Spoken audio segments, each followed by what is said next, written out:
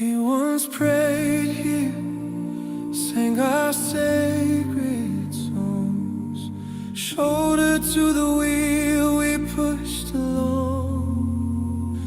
A wind of doctrine blew my faith cold, broke our hearts, our assembly of old.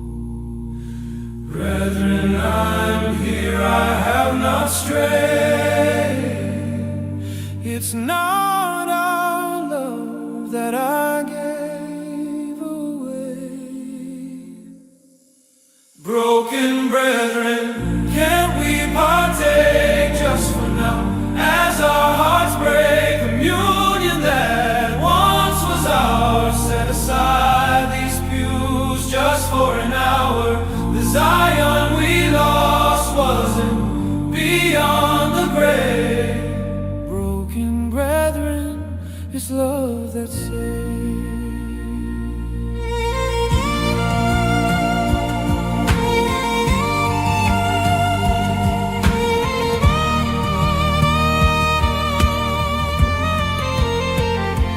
Brothers, we see your tears. Sisters, we see your pain.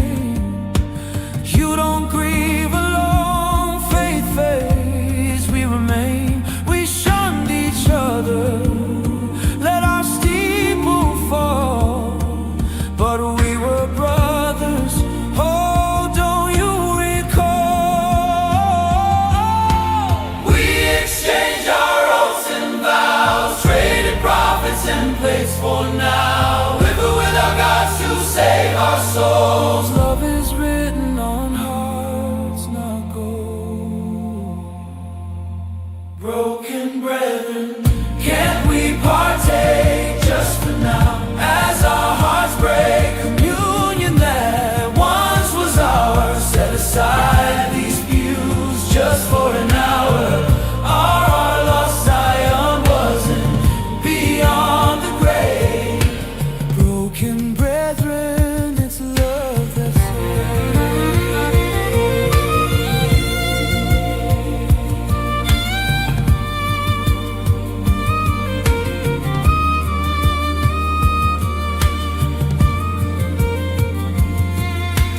brethren, I'm here, I have not strayed. It's not our love that I gave away.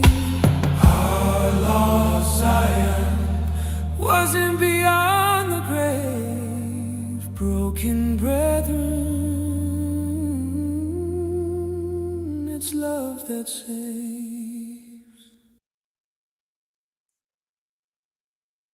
Ladies and gentlemen, building a little common ground just to get started with my former brethren and sisters of the Latter-day Saints, because we're going to need some goodwill here, because I'm going to dive into all the reasons why Joseph Smith, well, not all the reasons, not nearly all the reasons, why Joseph Smith is not the creature that Mormons today lionize him to be, and how I think that that's a problem. Before we get too far, I just want to say we are the Church of Korihor, and nobody is guilty of any crimes that they haven't been convicted of. Well, at least they aren't convicted of any crimes that they aren't convicted of. I want to tell you a little something about me. I'm an atheist. I am an ex-Mormon, and I believe in the Book of Mormon. Whoa, whoa, whoa, whoa, whoa. Don't clip that. Jacob Hansen, talking to you. Word Radio, talking to you. Don't clip that just like that. A little bit. I agree with a little bit of the Book of Mormon. I think a little bit of the Book of Mormon is true, even though I happen to think that the whole work in and of itself is fraudulent. Now, I want to give you an example. I'm going to give a few visual examples here in a moment, but for now, I just want to read to you a little bit from the Book of Mormon. Don't panic, don't panic. We'll get back to the good stuff. This is from Mosiah 29, 33 through 36. And many more things did King Mosiah write unto them, unfolding unto them all the trials and troubles of a righteous king, yea, all the travails of soul for their people, and also all the murmurings of the people to their king. And he explained it all unto them. And he told them that these things ought not to be, but that the burden should come upon all the people, that every man might bear his part. And he also unfolded unto them all the disadvantages they labored under by having an unrighteous king to rule over them. Yea, all his iniquities and abominations, all the wars and contentions and bloodshed, and the stealing and the plundering and the committing of whoredoms, and all manner of iniquities which cannot be enumerated, telling them that these things ought not to be, that they were expressly repugnant to the commandments of God. Now, these ideas seem to me to be common sense, by which I mean the pamphlet Common Sense by Thomas Paine, which was extremely popular during Joseph Smith's day. In fact, you remember, if you know uh, American Revolution history, you know that George Washington would have Common Sense by Thomas Paine read to the troops to lift their morale and to give them a why we fight boost, which America still continues to do today, by the way. Now, of course, the enthusiasm that Americans had for Thomas Paine waned by the year 1805 when the third installment of another series of pamphlets by Thomas Paine came out called The Age of Reason, which today has been canonized as scripture by one godless organization. Us, the Church of Korihor. That's us. And it's particularly good. So good, in fact, that apparently at one point, Joseph Smith's father, also Joseph Smith, when his family discovered that he was considering converting to Methodism, somebody will call me out on this and say I got that one wrong. I don't claim to be a historian, but I read history. When they found out that the Joseph Smith Sr. might convert, I believe it was his father or his uncle brought him, I think his father brought him a copy of The Age of Reason. And it is believed, it has been contended for some time, that that is the real origin story of Joseph Smith, that he either read or heard or listened to or was influenced by Thomas Paine's The Age of Reason.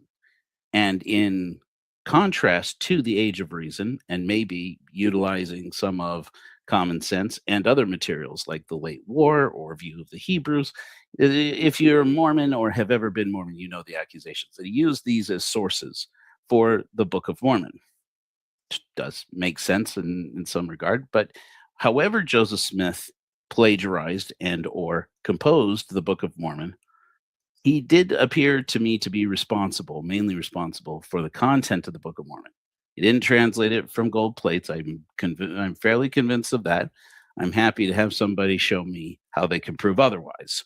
But but that doesn't mean that everything that Joseph Smith said or everything that he put into the Book of Mormon is wrong. If I look through these teachings of the righteous King Mosiah, that he says of an unrighteous king, yea, all his iniquities and abominations, and all the wars and contentions and bloodshed and stealing and the plundering and the committing of whoredoms and all manner of iniquities which cannot be enumerated, telling them that these things ought not to be. It's hard to argue that that's not wisdom. It's wisdom, whoever said it, right? They said that when the Italians were asked why they supported Mussolini, that they answered, well, he kept the trains running on time. That's a misattribution. Nobody really knows that anybody ever actually said that, but that's hardly the point. The point here is, if those people had said he kept the trains running on time, it might have been important for them to acknowledge or to know. And if they didn't know, to be curious why they didn't know. That some of those trains were pulling boxcars full of Jews. To know your history incomplete, to know the good with the bad, and to understand the humanity of the people who went on before you is important, especially if you're going to deconstruct. Just like deconstructing Americanism or patriotism, deconstructing Mormonism is a process of forgiveness. Now, that's probably not something you're going to hear from somebody else, but I'm a bit of a spiritual atheist preacher. I won't do a whole lot of that tonight. We're going to get to some of the good stuff here. I want to show you some documents here, but I wanted to make that clear off the top. This is what we're getting at. When I say I'm defending the Mormons, I'm defending Joseph Smith against the Mormons. This is what I mean. When you lionize Joseph Smith, bless you, or, yeah, atheist equivalent of bless you. When you deconstruct Joseph Smith, just as anything else, you're engaged in a process of forgiveness. And being someone who has deconstructed Mormonism and supported many of my fellow ex-Mos in deconstructing Mormonism, I can tell you that the process of forgiving the story of Joseph Smith is a long, grueling process, usually involving forgiving the brethren. There's always this question that you'll hear ex-Mos say, do you think the brethren know? How much do you think the brethren know? That's like the main thing that you'll see in like Facebook groups of Mormons who leave the church. Or if you sit down and they say, do you think that the brethren know? Because all of our lives as Mormons, we developed this close, intimate relationship and trust with the leaders of the church that they would not lie to us, that they would not ever, of all things, they would be transparent with us, because all of our lives we were told, if you look into sources other than church produced and church approved sources for learning about Joseph Smith, they will say again and again, and they did it, I'm sure, this last year on conference. I don't know, I didn't watch. But up until recently, they've been doing it every conference. They'd say things like, to go to Joseph Smith's critics for a story of Joseph Smith is like trying to learn the gospel of Jesus from Judas Iscariot, with no sense of irony for the fact that there is a gospel according to Judas Iscariot. So, I mean, again, these are the weird things that we start to deal with. You start to have to forgive the church. You have to forgive the brethren. And over time, you have to forgive ultimately yourself that you believed it, because it's embarrassing. It's oftentimes, it's insulting. And particularly, especially those of us who once were missionaries, we wind up asking ourselves, did we really put our family name to selling this doctrine and the teachings of this man? And the process of forgiving ourselves and forgiving God for these things is a process usually often of accepting that there probably is no God. Or if there is a God, he certainly isn't the God we were sold when we were Mormons. Why would God lie to us this way? And I put to you that this is a good and productive route, but I don't preach atheism purely. I preach critical thinking. Let's think critically about Joseph Smith. And this is what I want my friends, the former fellows of mine with whom we shared once communion, the Latter-day Saints. Saints, let Joseph be Joseph. Not for ex-Mormon's sake purely, but for your own. Because if you cannot accept that this lionized version of Joseph Smith that you have been sold is not true, when you start to deconstruct so that you can work towards forgiveness, maybe of Joseph Smith, though that's not required, maybe of the church, though again, that's not required, or of the brethren, at least your forgiveness of yourself and that you believed this. I often say there are 4 stages of getting honest about your religion. Stage 1, they say, everybody tells lies about my religion. Stage 2, you say, okay, my religion has problems, but you just don't understand nuance. Stage 3, they say, okay, my religion has significant problems, but hey, I'm the one who's bringing up the curve. Stage 4, I can't believe I ever believed this shit to begin with. And just want to just say, it's a little hard language there. I'm going to try to stop with the swearing. Welcome, saints, those of you who find your way in here. I want to tell you a few things, okay? And I just want you to be open-minded in my pleading with you. You would do better to be honest about Joseph Smith on some of these key points with yourself and with other people. Did I say I might have said lying? Diana. So I'm not going to be closely watching the comments. So you guys have at it. Have a good time. And if we get dissenters and detractors in here, give them help. All right, just kidding. I mean, be nice. I don't care. Do what you want. All right, let me show you a couple things here because I think this is a pretty interesting thing. First of all, there's this claim that gets made by Latter-day Saints that Joseph Smith was not a racist because he was an abolitionist. Now, the claim that Joseph Smith was not a racist because his presidential platform ended slavery, I want to speak on. And General Smith's views, as a matter of fact, let me share it with you. And get rid of our opening hymn here. Hope you guys liked our opening hymn. That was when you go to look for it on our website, you will find it under the name Broken Brethren. Let's see here. Share screen. Boom, boom. Hopefully I can, there we go. Okay, this is the document of which we are going to speak today. Okay, everybody see that all right? Now, this is from the Joseph Smith Papers Project. I want to say this as we get going here. If there is anything I can commend the Church of Jesus Christ of Latter-day Saints on, it is the Joseph Smith Papers Project. I think that the brethren are actually learning some things. You can clip that. Jacob, you can clip that. You guys can clip that. I think the church has learned that transparency is important.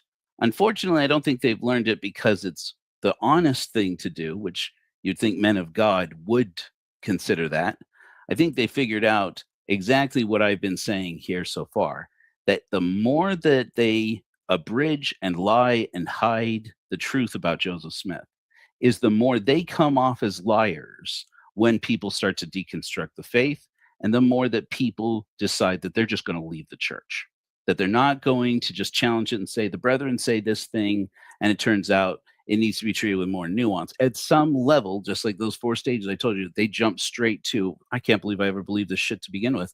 These men have lied to me my entire life, which a lot of saints are on the verge of doing right now. You got your polygamy deniers, your history deniers. You got these people who are learning that there's more to the story of Joseph Smith than what they have been told. And it's in your interest as a person of faith in the church, if you are a person who believes in the church, to learn it. Let me just see if I can get a better orientation here. This is crappy, man. Here we go. How about that? Okay, so here's the document. I'm not going to read from the document itself. I'm going to be reading from some other documents. But suffice it to say, this is the document, General Smith's view of the powers and policy of the government of the United States, circa the 26th of January to 7th of February, 1844. Now, that year is important, okay? Within 6 months of the publication of this pamphlet, Joseph Smith will be dead. Of course, he doesn't know that. But it's important to note, at this time, Joseph Smith has it in his mind. He is mayor of Nauvoo, Illinois, and he's a man with significant power in the state of Illinois. He actually is. And they have even circulated some straw polls at this point in time to see if Joseph Smith were a candidate for president, how likely would you be to vote for him over these other candidates? And it turns out some people, not all of them Latter-day Saints, had answered, I'd vote for him. And so he wasn't, I don't think, a terribly viable candidate, but at least there were some people who he had started to persuade. So one of the claims is that in this document, Joseph Smith calls for abolition of slavery. That was because they say Joseph Smith was an abolitionist. He was not a racist. He was a man who believed in equality among the races, and that flatly is not true. Joseph Smith was racist, and he was particularly racist about Black people, and he taught racism against Black people as doctrine of the Church of Jesus Christ of Latter-day Saints and of its Holy Scriptures. I'm going to prove it to you now, and it's just sit with it. All I'm asking is, don't believe me. Believe a church-produced source here on the subject, okay? You want to believe church-produced sources. Groovy. Let's do some of that. Go ahead and remove this. I want to show you something else. Oh, well, no, but actually before I go to that, I wrote a script because so I wouldn't ramble as much. Okay. So this was published in 1844. It proposed that a constitutional amendment should scale down slavery leading up to the year 1850, using the sale of public lands to compensate slave owners by basically buying slaves from them. Now, on the cover page, which I think you're looking at now, yes. Okay, let me actually scroll down that. Let me show you. Okay. Whoops. This is page 4, actually. I already started getting ahead of here. Blah, blah, blah. Go back to page 1. Sorry. Page 1. You're going to notice an interesting name here. Let me zoom in on it. Down here at the bottom, you'll see John Taylor, printer, Nauvoo, Illinois, 1844. Any good Latter-day Saint is going to know John Taylor was a very important man in Mormonism. He eventually becomes one of Joseph Smith's successors. He becomes the successor of Brigham Young. In the LDS tradition, or the Brighamite tradition, which is the Mormonism most people know. He also was the guy who was running Joseph Smith's presidential campaign in 1844. He also was in the room with Joseph Smith when Joseph Smith was killed, and Hiram. And he was spared himself, the story goes, because he received a ball that struck him in a pocket watch that he had on his body, and he rolled underneath a bed, thinking that he was, that he was dying. And by the time the mob had left, then Willard Richards climbed back down from the roof of the prison there in Carthage, Illinois, back in, discovering that Joseph and Hiram had been killed. He found John Taylor alive and rescued him. And that's the story most Latter-day Saints know. Now, it's very important that you understand this document a little better if you want to believe that this is the proof that Joseph Smith was not racist against Black people. You see, General Smith's views of the powers and policy of the government of the United States, published in 1844, I already did that part. Okay. John Taylor was in charge of Joseph Smith's presidential campaign, but historians attribute the drafting of the views to William Wines Phelps, often known as W.W. Phelps. Now, Phelps was one of Joseph Smith's closest confidants, one of his scribes, a poet, and the lyricist of several popular LDS hymns, including The Spirit of God, Praise to the Man, which is about Joseph Smith, and If You Could Hie to Kolob. Together with input from Joseph Smith, John Taylor, and others, Phelps mainly, including Dr. Bernheisel, that's a very important one that doesn't get mentioned enough, I think. Phelps mainly wrote Joseph Smith's views, and in his views, a plan was proposed for compensated emancipation, or in other words, that the government should not just free the slaves outright, but buy them from their masters, using money generated from the sale of public lands, and then relocate many of the freed slaves to Texas. Joseph Smith records in his journal meeting with his team, including Phelps, to give them his views, and he does preach and campaign on this plan to end slavery. But this is a total reversal of Joseph Smith's lifetime views, and one that frankly doesn't speak to his religious views on slavery. In fact, the conflict of beliefs on slavery was an old beef between Joseph and Phelps, I would put to you, and others inside the church. It is important to note also that Phelps had previously been briefly excommunicated from the church. More on that in a moment. Mind you, there were Mormons who believed that slavery was racist and wrong. There always have been. I would put to you that Joseph Smith was not one of them, at least not until he was campaigning for president on a platform mainly drafted by Phelps. Now consider this. Not long after the views were published, there's an entry in Joseph Smith's journal by his scribe, Willard Richards. Let me go ahead and remove this and remove it entirely. and add journal entry. I think this is the one. Yes. Okay. Here is the very thing. Okay. And it says Thursday, February 8th, 1844. So again, this is right after the publication of Joseph Smith's views, General Smith's views. He was called General because he was Lieutenant General of the Nauvoo Legion, which was the largest military unit in the United States regular standing army, basically, at the time. Thursday, February 8th, 1844, court trial on two Negroes trying to marry white women. Fined one $25 and one $5.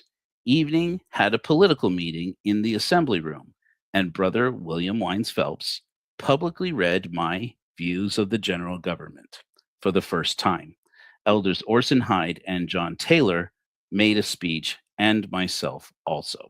That's Joseph Smith's journal entry from that date.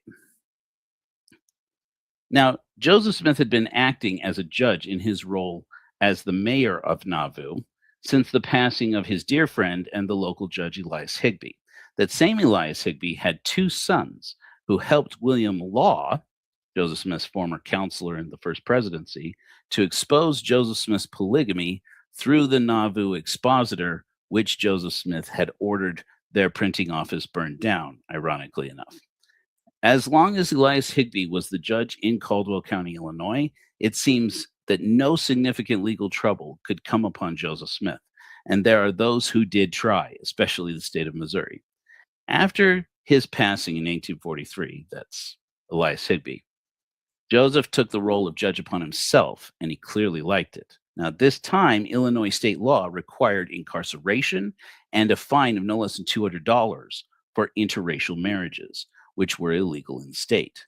So $25 and $5 might seem like a lenient sentence, but in fact, it appears that Joseph Smith fined the two men for trying to solemnize the marriages, but were apparently stopped in the act. But he still fined them something. That was something Joseph Smith had developed a bit of a liking to, according to my reading. If you want a better account of that, a more concise account of that, you can read the giant book, but a very good one, Joseph Smith, Rough Stone Rolling, which is a Jews church-honored, church-adjacent production written by a still faithful Mormon historian. Somebody remind me of the guy's name, Dr. Bushman. Okay, so is he a doctor? Well, anyways, Richard Bushman. But he still had fined them, okay? Now, rewind from Joseph Smith's campaign back to the year 1836. So we're going back now, this is 10 years? No, not 10 years. What am I saying? 8 years. Joseph Smith had sent a letter to his sometime friend, Oliver Cowdery, who printed the church newspaper in Missouri. At that time, Joseph Smith was still mainly in Ohio, where the first temple had just been dedicated. That same temple is Kirtland Temple that only recently was purchased back by the LDS Church. Let me show you that letter. Go ahead and remove this. Let's take a vote. Who thinks I can actually learn to get good at switching to screens? We got to come up with a better way of doing this. Okay, here we go. Letter to Oliver Cowdery, circa the 9th of April, 1836. Now, the temple dedication was just a couple of weeks before this. Okay, so I'm going to leave this up here, but I am reading you an abridged version of this because this is going to be long. So I tried to condense it down as much. I just wanted people to be able to see this is real. You can look at it, you can see it. It is a real thing. I didn't make this up, but I am going to read you the abridged version. You're welcome to go and look it up yourself. The letter in 1836 reads, "Dear Sir," that's Oliver Cowdery, "this place having recently been visited by a gentleman who advocated the principles or doctrines of those who are called abolitionists, many elders having gone into the southern states, besides there now being many in that country who have already embraced the fullness of the gospel as revealed through the Book of Mormon. I am happy to say that Very few attended, and left the gentleman to hold forth his own arguments to nearly naked walls. Again, I want to attribute, even though it's not a perfect practice and not a perfect production here, if you are looking at the Joseph Smith papers online. Whoops, I'm in the wrong page here. Boom, boom. I guess I can close this.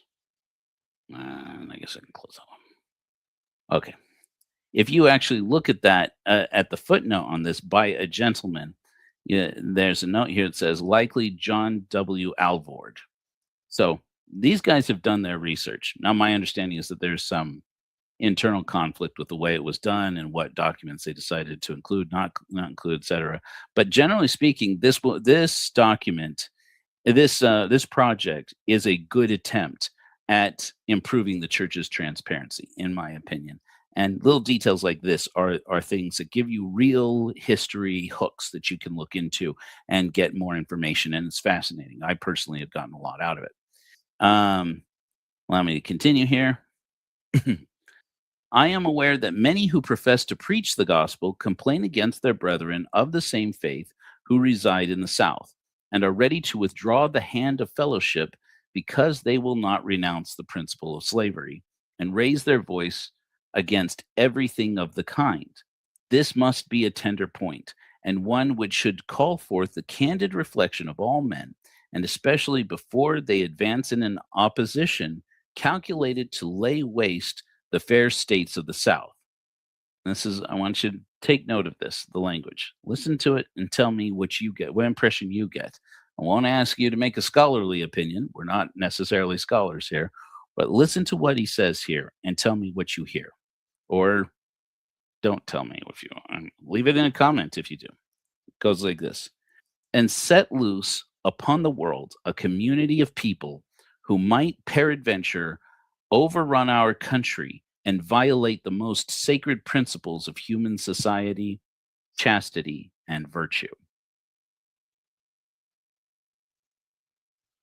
I'm just going to say here, I hear dog whistles that remind me of somebody a lot more modern than Joseph Smith. And so I'm going to leave it at that. If slavery is an evil, who could we expect would first learn it? Would the people of the free states or would the slave states? All must readily admit that the latter would first learn this fact. If the fact was learned first by those immediately concerned, who would be more capable than they of prescribing a remedy?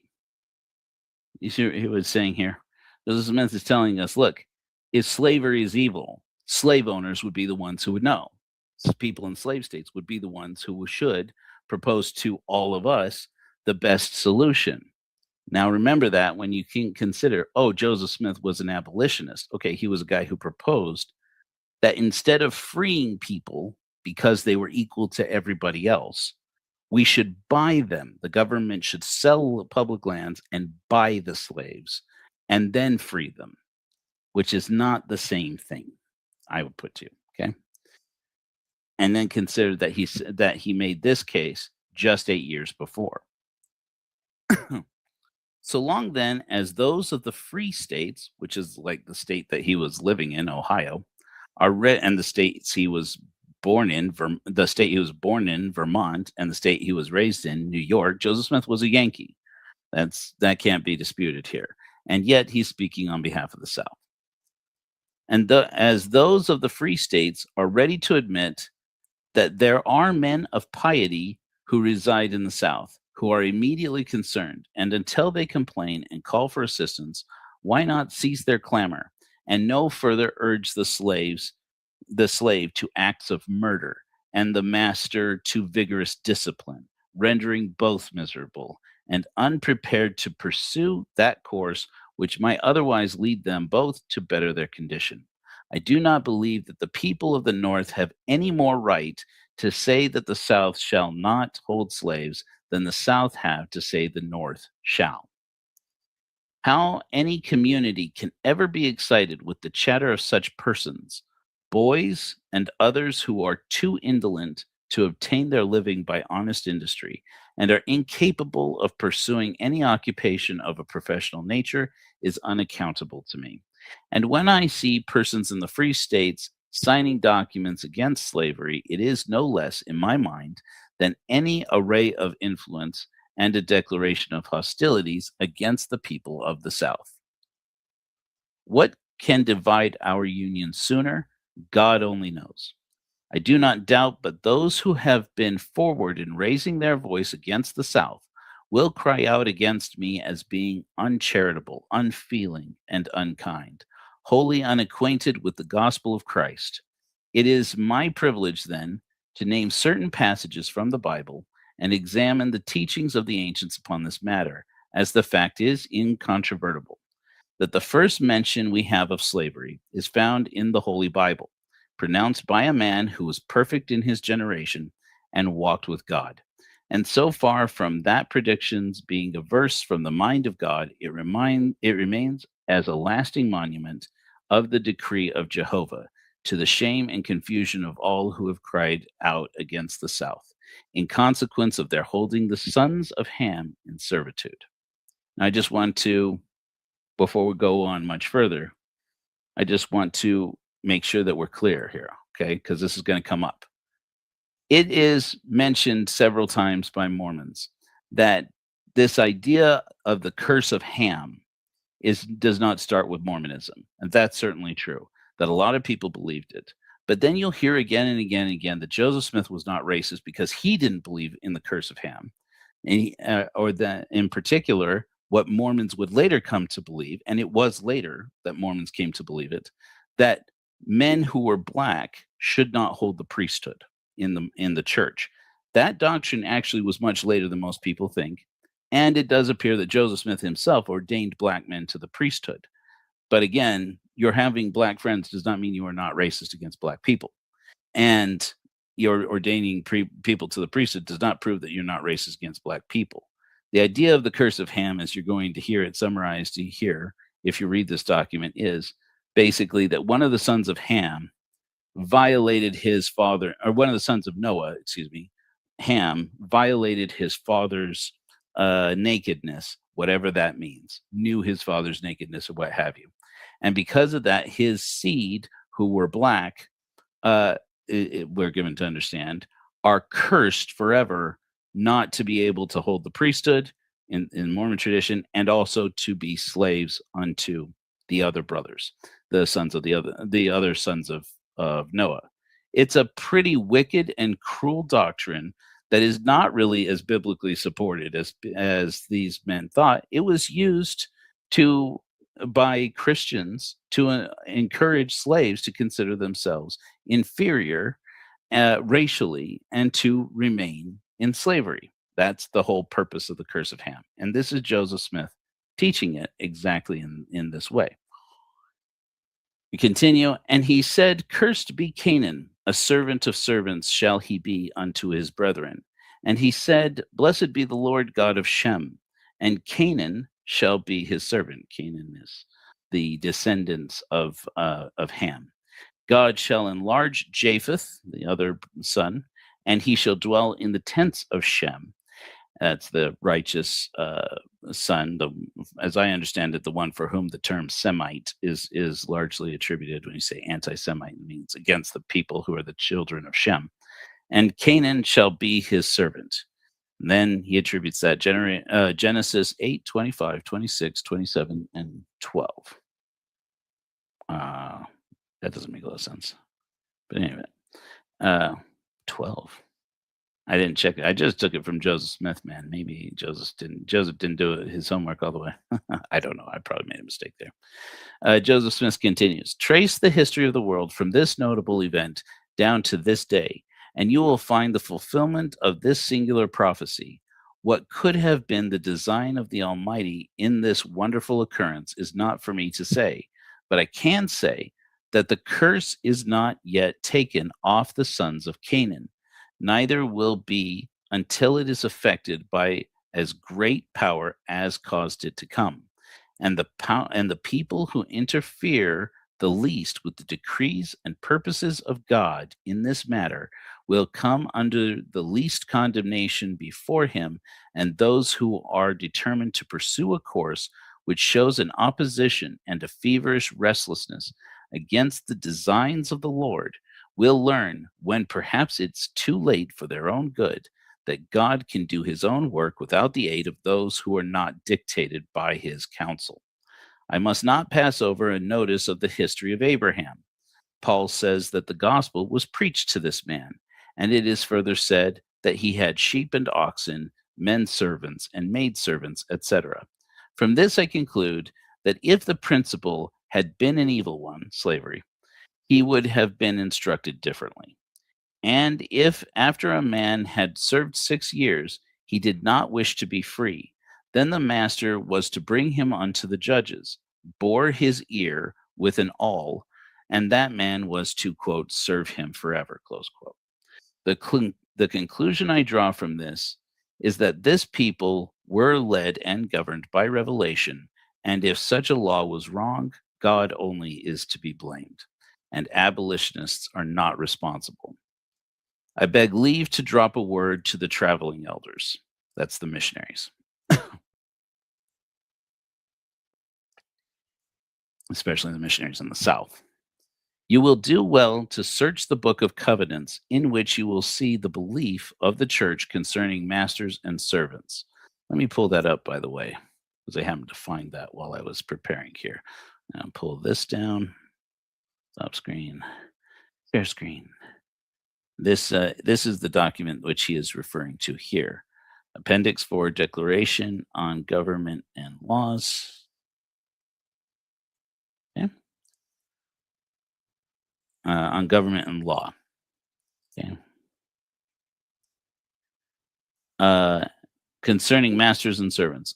All men are to be taught to repent, but we have no right to interfere with slaves contrary to the mind and will of their masters.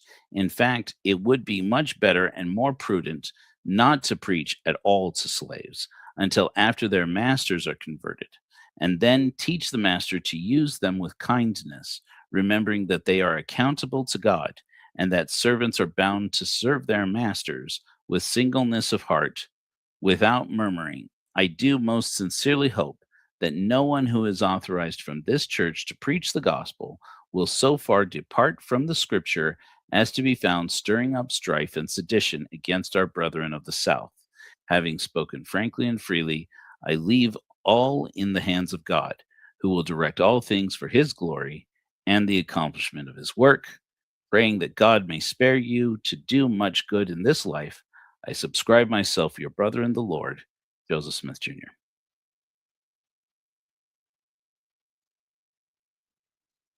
Pretty plain. Let me pull up the next document before we go on here. Boom, boom,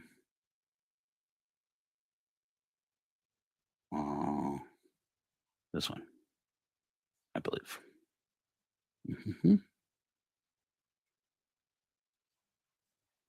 Okay. Now, it's important to point out that when Joseph Smith sent this letter from Ohio, a free state, to be published in Missouri, a slave state, it was after a recent article had been published in the same Mormon newspaper calling for abolition and for Negroes and mulattoes, the words that were used at that time, to move to the Mormon community in Missouri and enjoy communion with the saints. That article was written by William Wines Phelps, as I understand it. I didn't even look it up. That's the way I read it. Remembering that, now remember that guy, right? Guy who was responsible for writing Joseph Smith's views in his presidential campaign 8 years later. And it was used by the Mormons' neighbors in Missouri to stir up opposition to the saints, which ultimately results in what was known as the 1838 Mormon War, which then led to Joseph Smith being imprisoned in Liberty Jail, in part based on testimony from W. Phelps, who was excommunicated in part for that. Now, this was during a time, by the way, when a lot of people, David Patton, Oliver Cowdery, who was Joseph Smith's best friend, were providing affidavits against Joseph Smith. I don't have it pulled up here, but one that I find people are surprised When Mormons defend Joseph Smith against the accusation that he was like Muhammad, I find it surprising that many Latter day Saints still don't know that, according to David Patton, if I'm remembering correctly, uh, gave testimony that Joseph Smith had said that he would be to this generation a second Muhammad, whose motto in treating for peace was all Quran or the sword. So would it be with us, Joseph Smith or the sword? Now, that is a secondhand account. A lot of Mormons like to point out that you can't trust secondhand accounts. I find that remarkable, considering that right in the front of the Book of Mormon itself, you have the testimony of 3 witnesses and the testimony of 8 witnesses, which are a secondhand account. They're not signed documents. They're not signed testimonials of these individual witnesses. And yet every Mormon has been told their entire lives that these men carried their testimony to the grave and never denounced it, never deviated. Those are both lies. These men all had different variations, different levels of denial or acceptance about the story. And the document that was written by Oliver Cowdery. He summarized it on all their behalf. It is a secondhand account, according to Oliver Cowdery, who was only one of the witnesses and spoke for all the others when he wrote it down. If that secondhand account is okay because it confirms your faith, but another secondhand account is not okay because it challenges your beliefs, then there's a serious logical error there, in my opinion. In my opinion, I think most people, it should prick their conscience. But in any event, so did Joseph Smith invoke scripture here to advocate for slavery just to soothe the hurt feelings of pro-slavery Missourians and avoid bloodshed? I would say that the Camp of Israel, or Zion's Camp, the so-called Salt Sermon, and the resulting violence that ensued was proof that Joseph Smith was unafraid to fight in Missouri. Again, he did say that he would make the United States one gore of blood from the Atlantic to the Rocky Mountains to fight against his neighbors. And he wasn't fighting on behalf of abolition. He was fighting on behalf of his own brethren in this case. So I don't buy those people who would say Joseph Smith would abuse his position as the prophet, as the president, as a prophet, seer, and revelator to try and manipulate the local local neighbors by convincing his neighbors that he believed in slavery when he didn't in fact do it. But let's suppose that it's at least plausible Joseph Smith was a man of such low character as to abuse his position for that very reason. Well, let me continue with this, okay? Joseph Smith was a very violent man. I won't recount to you all the many instances in which he is known to brawl and to threaten people, and we need not revisit that his childhood friend, Orrin Porter Rockwell, was very likely sent to attempt to assassinate Governor Lilburn Boggs in Missouri. But here we are addressing racism and slavery.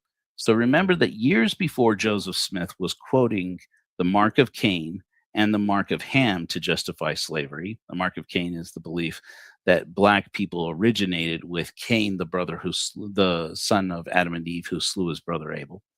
In 1830, fresh off of the translation of the Book of Mormon, Joseph Smith and Oliver Cowdery, in the same way that they had done with the Book of Mormon, started translation of the Bible, or rather, retranslation of the Bible, starting with Genesis, which was later republished as the Book of Moses, which reads, "And Enoch also beheld the residue of the people, which were the sons of Adam.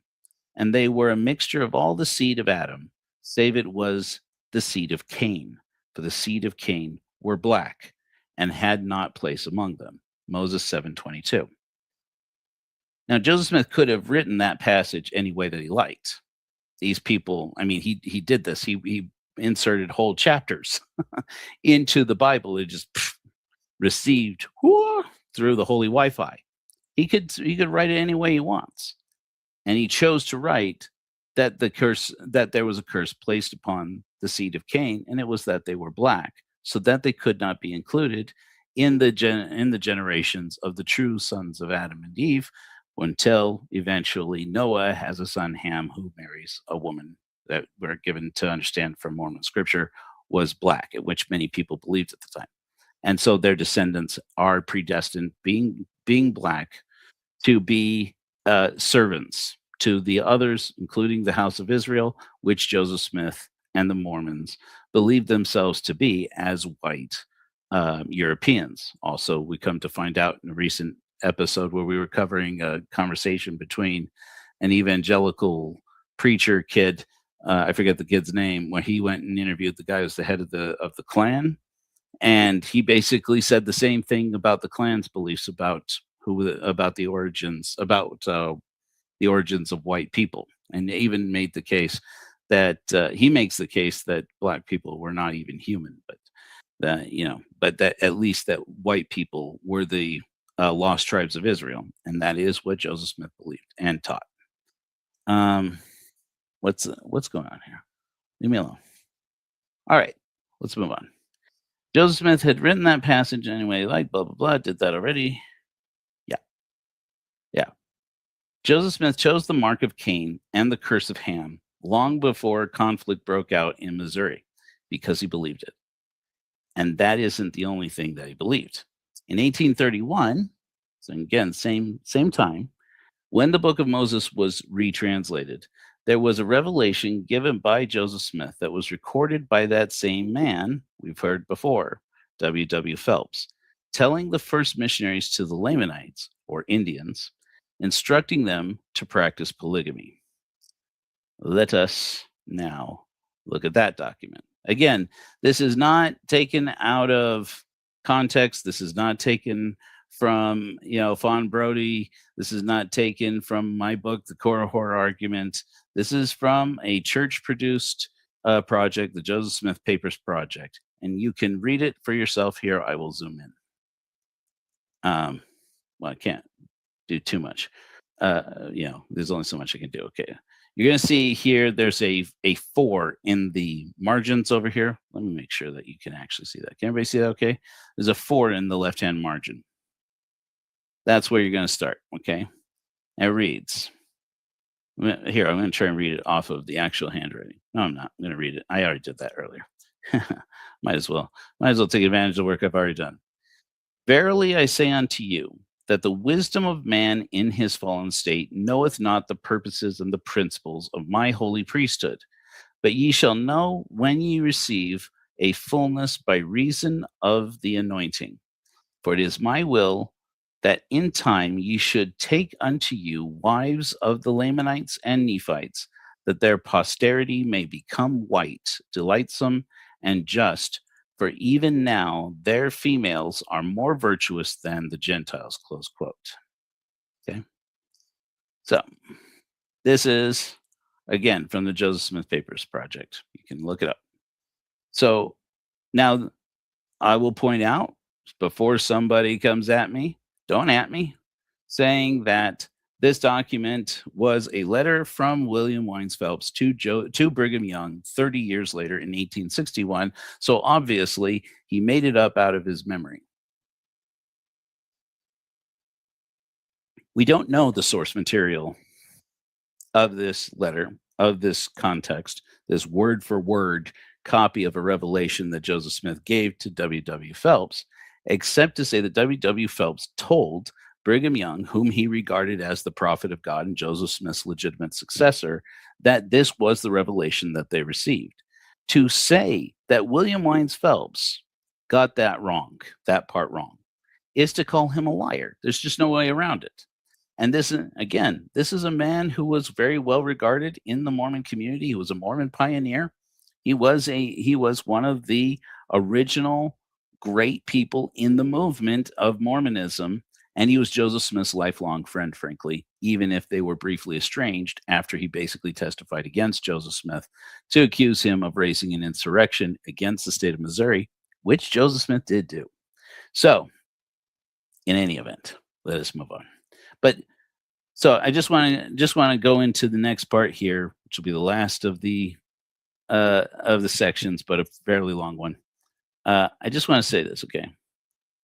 We still contend with Mormons today who say that William Wines Phelps and the laws and the Higbees, that's William Law, Wilson Law, etc., and William Law's wife. So Mary? I'm forgetting now. Austin Cowles, and multiple other people, including all of Joseph Smith's successors in the presidency of the LDS Church down to this very day, are all liars and conspirators with Brigham Young, who was the real pervert and just blamed polygamy all on Joseph. And frankly, this fairly racist thing. Remember that in the Book of Mormon, the original versions, drafts of the Book of Mormon, up until the 20th century, there were multiple drafts of the Book of Mormon where they corrected the grammar and updated the grammar.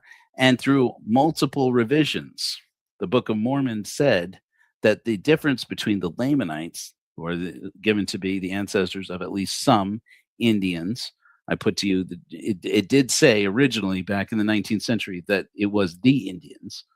But now the narrative is maybe some native indigenous peoples in the Americas somewhere, some bottleneck, as they call it, trail of people were actually Jewish descendants of Lehi from Jerusalem, 600 BC, right? That the difference between them and their cousins, the Nephites, was that the Lamanites were dark and loathsome, and the Nephites were white and delightsome. And remember that Joseph Smith considered himself, who was very much a white man, and his converts to be descendants of the lost tribes of Israel, who were also supposedly from the same stock as these Nephites and Lamanites. And the reason why Lamanites looked differently was because they were wicked, and to prevent them from miscegenation, or the idea, or from blood mixing with the more pure white and delightsome. And so when you see this passage in William Wines Phelps' letter, Joseph Smith is specifically calling out that it is a revelation of God that the time has come for indigenous peoples, for natives, that they be made white and delightsome by the brethren marrying their daughters who are more virtuous than women of the Gentiles. Ugh. So you can miss me with this accusation that there was no racism in Mormonism until Brigham Young. And frankly, saints, if you're out there listening, when you're listening, it's a little bit weird, don't you think? To throw Brigham Young under the bus. And, Brigham Young was racist. Sure, he was. John Taylor was racist. Yeah, absolutely. Lorenzo Snow was racist. This is a church with a long history of racism. To say that it isn't, or pretend that it isn't, is to be quite problematic. And again, it's just setting people up to have further to fall when they deconstruct. And as a person who has deconstructed Mormonism and supported many people through the deconstruction from Mormonism, I have to say, I really wish you guys would stop. I wish you would stop talking about Joseph Smith as if the man walked on water, okay? He was a man who was not only a product of his time, but he was particularly violent. He was a man with a reputation as being a very heavy drinker. He was known for his racist opinions, and even people inside the church opposed him. Even his closest friends opposed him in his racist ideas about slavery and in his ideas about polygamy. Certainly, there were people who resisted Joseph Smith about polygamy, which we can see, according to William Wines Phelps, again, close confidant of Joseph Smith, brought back into the church even after his excommunication, and a confidant of Brigham Young's, who told him, this is the revelation we received, and it was back in 1831. Now, mind you, the revelation that we know as the doctrine, yeah, well, curious. It is a curious claim there, Richard. So there are there were always people who opposed Joseph Smith's ideas. But the idea that racism started with Brigham Young, first of all, seems to me kind of counterintuitive to the claims that a prophet of God will never be allowed to lead the people astray. Why should that be different with Brigham Young than it was with Joseph Smith? Lionizing Joseph Smith in this regard is just ridiculous, if you ask me. Let me switch this to a different. There we go. All right, let us move on. Uh, and even this mainstream Latter-day Saints claim on the basis that there are no living descendants of Joseph Smith by his other wives, beside Emma, according to DNA research. Now, even Hugo Perigo, I could probably attempt to say that in Italian. I'm not going to. You're welcome. The Mormon geneticist who is attributed with disproving Joseph Smith having sex with his wives by claiming that Joseph Smith has no living descendants by his other wives, admits that this cannot be definitively proven because not all sex results in pregnancy. Not all pregnancies result in children, and not all children result in 3 or 4 generations or more of modern descendants. Consider this. Where are the modern descendants of Joseph and Emma's son, Alvin? Where are the descendants of their adopted son, John Murdoch Smith? Where are the descendants of the twins that John and Julia Murdoch Smith replaced in the Smith household? And you talk about a sensitive subject. If you know, you know. It is a very tender point, but a logical one, to remember that all 3 of these boys and 1 girl, I believe, died in infancy. Their parents still had sex because that's how pregnancies have always happened, with one disputed exception. Where are the modern descendants of John Murdoch Smith's twin sister, Julia Murdoch Smith, who grew to adulthood and married an abusive alcoholic and left him before they had children and moved back home with her mother in Nauvoo, where she passed away? Similarly, there are documented pregnancies attributed to Joseph Smith who have no modern lineage, and some where there is no modern lineage that has been proven, where there is modern lineage, that has been proven to be from someone besides Joseph Smith. Now, one of the more interesting cases is Josephine Lyon, who wrote the following. Just prior to my mother's death in 1882, she called me to her bedside and told me that her days on earth were about numbered, and before she passed away from mortality, she desired to tell me something which she had kept as an entire secret from me and from all the others, but which she now desired to communicate to me. She then told me that I was the daughter of the prophet Joseph Smith, she having been sealed to the prophet at the time that her husband, Mr. Lyon, was out of fellowship with the church. Close quote. So her mother, Sylvia Sessions Lyon, married Joseph Smith, the story goes, while she was legally married to her legal husband, Windsor Lyon, who left her right around the time when his relationship with the saints in Nauvoo soured, and ultimately it turns out that his wife was almost immediately sleeping with Joseph Smith. Now, Hugo Perigo's research shows, with some definitive evidence, that Josephine was not likely the daughter of Joseph Smith. Much more likely, she was the daughter of Windsor Lyon. What a scandal. Mormon man impregnates his own wife, continued on page 6. But that's hardly the scandal now, is it? The scandal is that if Sylvia Sessions Lyon is to be believed, then she is definitive proof of something that you and I already know. That a woman can have sex with one man while she is already pregnant by another man and not ever know who the real baby daddy is. That's not weird. That's normal. If you want evidence of sex, pregnancy and living descendants is not a great way to go. In fact, it's not evidence really at all.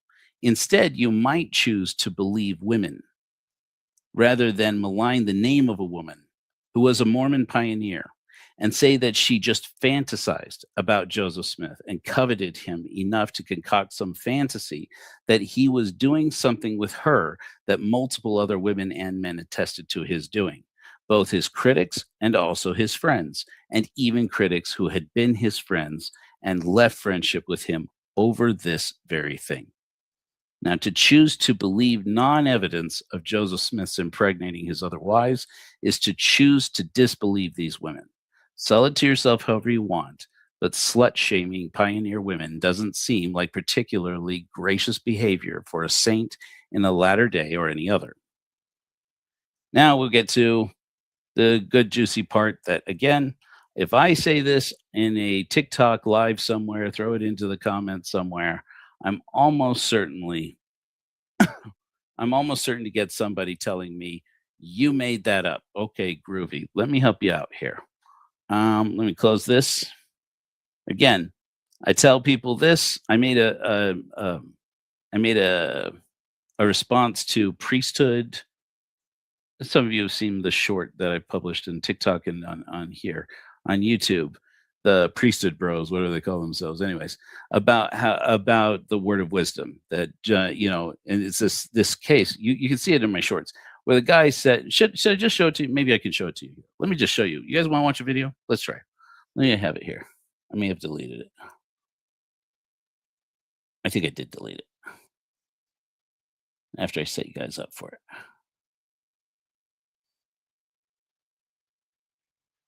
You guys like my new glasses, by the way? I did.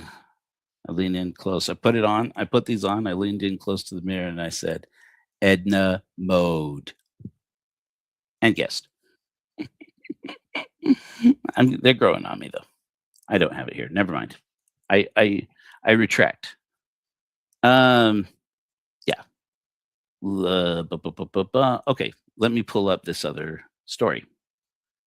Again, this is all from the Joseph Smith papers. I am not pulling any of this from quote unquote anti-Mormon documents unless history and truth are anti-Mormon. Just saying. I'm just saying. Okay. So again, this is from Joseph Smith papers. I wanted to show this, by the way. This is a very useful thing for Googling that I share with people sometimes. I find even people who consider themselves pretty good at Googling to be somewhat surprised at this. Oh my gosh. You, StreamYard, you suck, man. All right. You can, excuse me.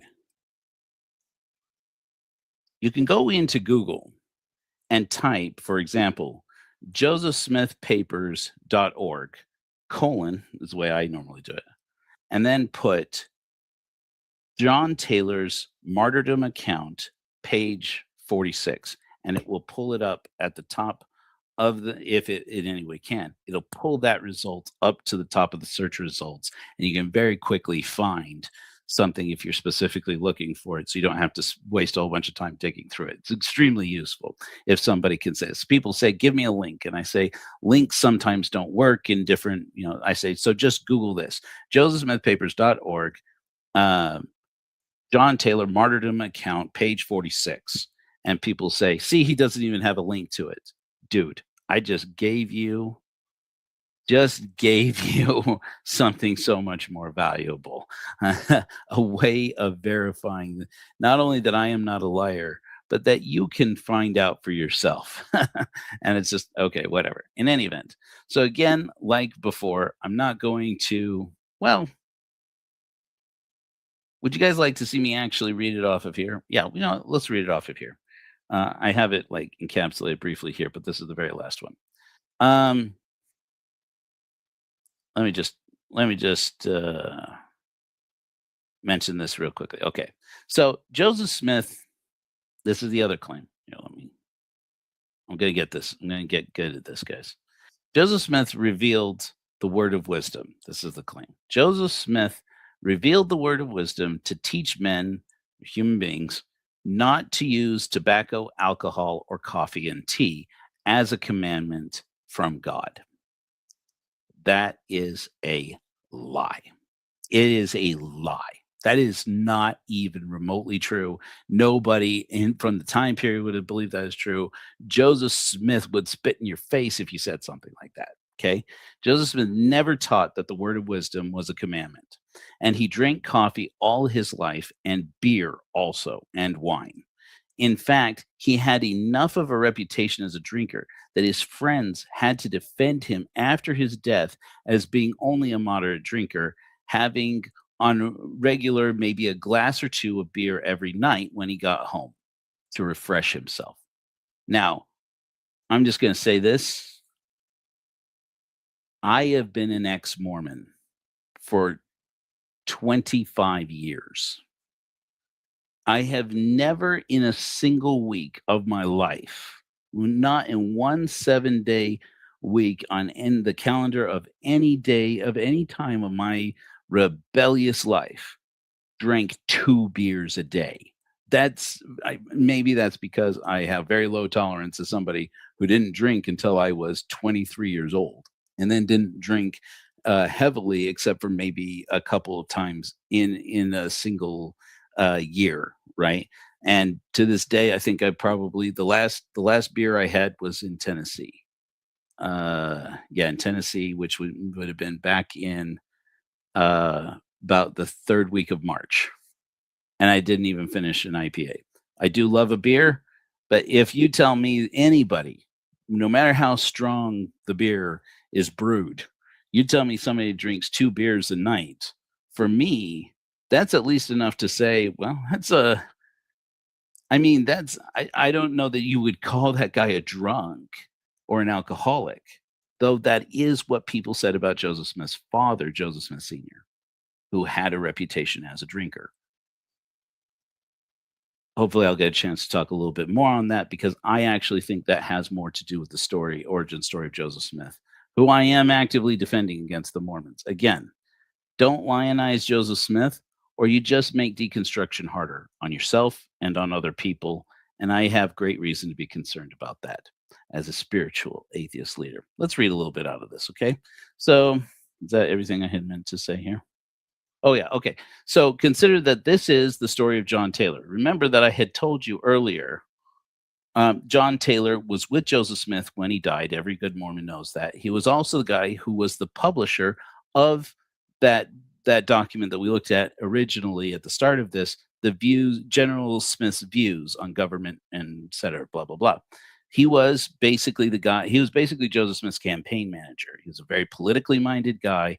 After Joseph Smith's martyrdom, he gave up on politics altogether, but he was very actively involved in trying to get Joseph Smith elected to be president of the United States, which, I don't think anybody really knows how good a shot Joseph Smith had at it, but suffice it to say that my understanding is that the historical consensus is that he was toast from the moment and probably, was just trying to distract from his other legal problems. But I think Joseph Smith, the more I read about it, the more I'm convinced that Joseph Smith, who at that time had himself crowned as king in the Council of 50, and there's all kinds of nuance dancing by Mormon apologists about, well, okay, so when Joseph Smith has himself crowned as a king, stop. Everyone knows what that means. Okay. But in any event, hopefully you get a chance to speak a little more on that at the end of this. Okay, so here we go. So this is John Taylor actually speaking to Joseph Smith, and this is an account. Most Mormons know this account. This is the basic account that eventually becomes the church's official account of how Joseph and Hiram died in 1844. But it's greatly cut back. And it's shocking to me that more saints don't spend time to go and look at the original document and look at these original claims to see how much fascinating stuff John Taylor, who was Joseph Smith's campaign manager, effectively, his very close and intimate friend, the guy who was there in the room when he died, and eventually his successor in the presidency of the church. Okay. This guy sat down and wrote out what happened in the days leading up to Joseph Smith's martyrdom, and it's fascinating history. This is John Taylor, this quote saying to Joseph Smith, "Brother Joseph, if you will permit it and say the word," everybody sees this all right? Okay. Yeah.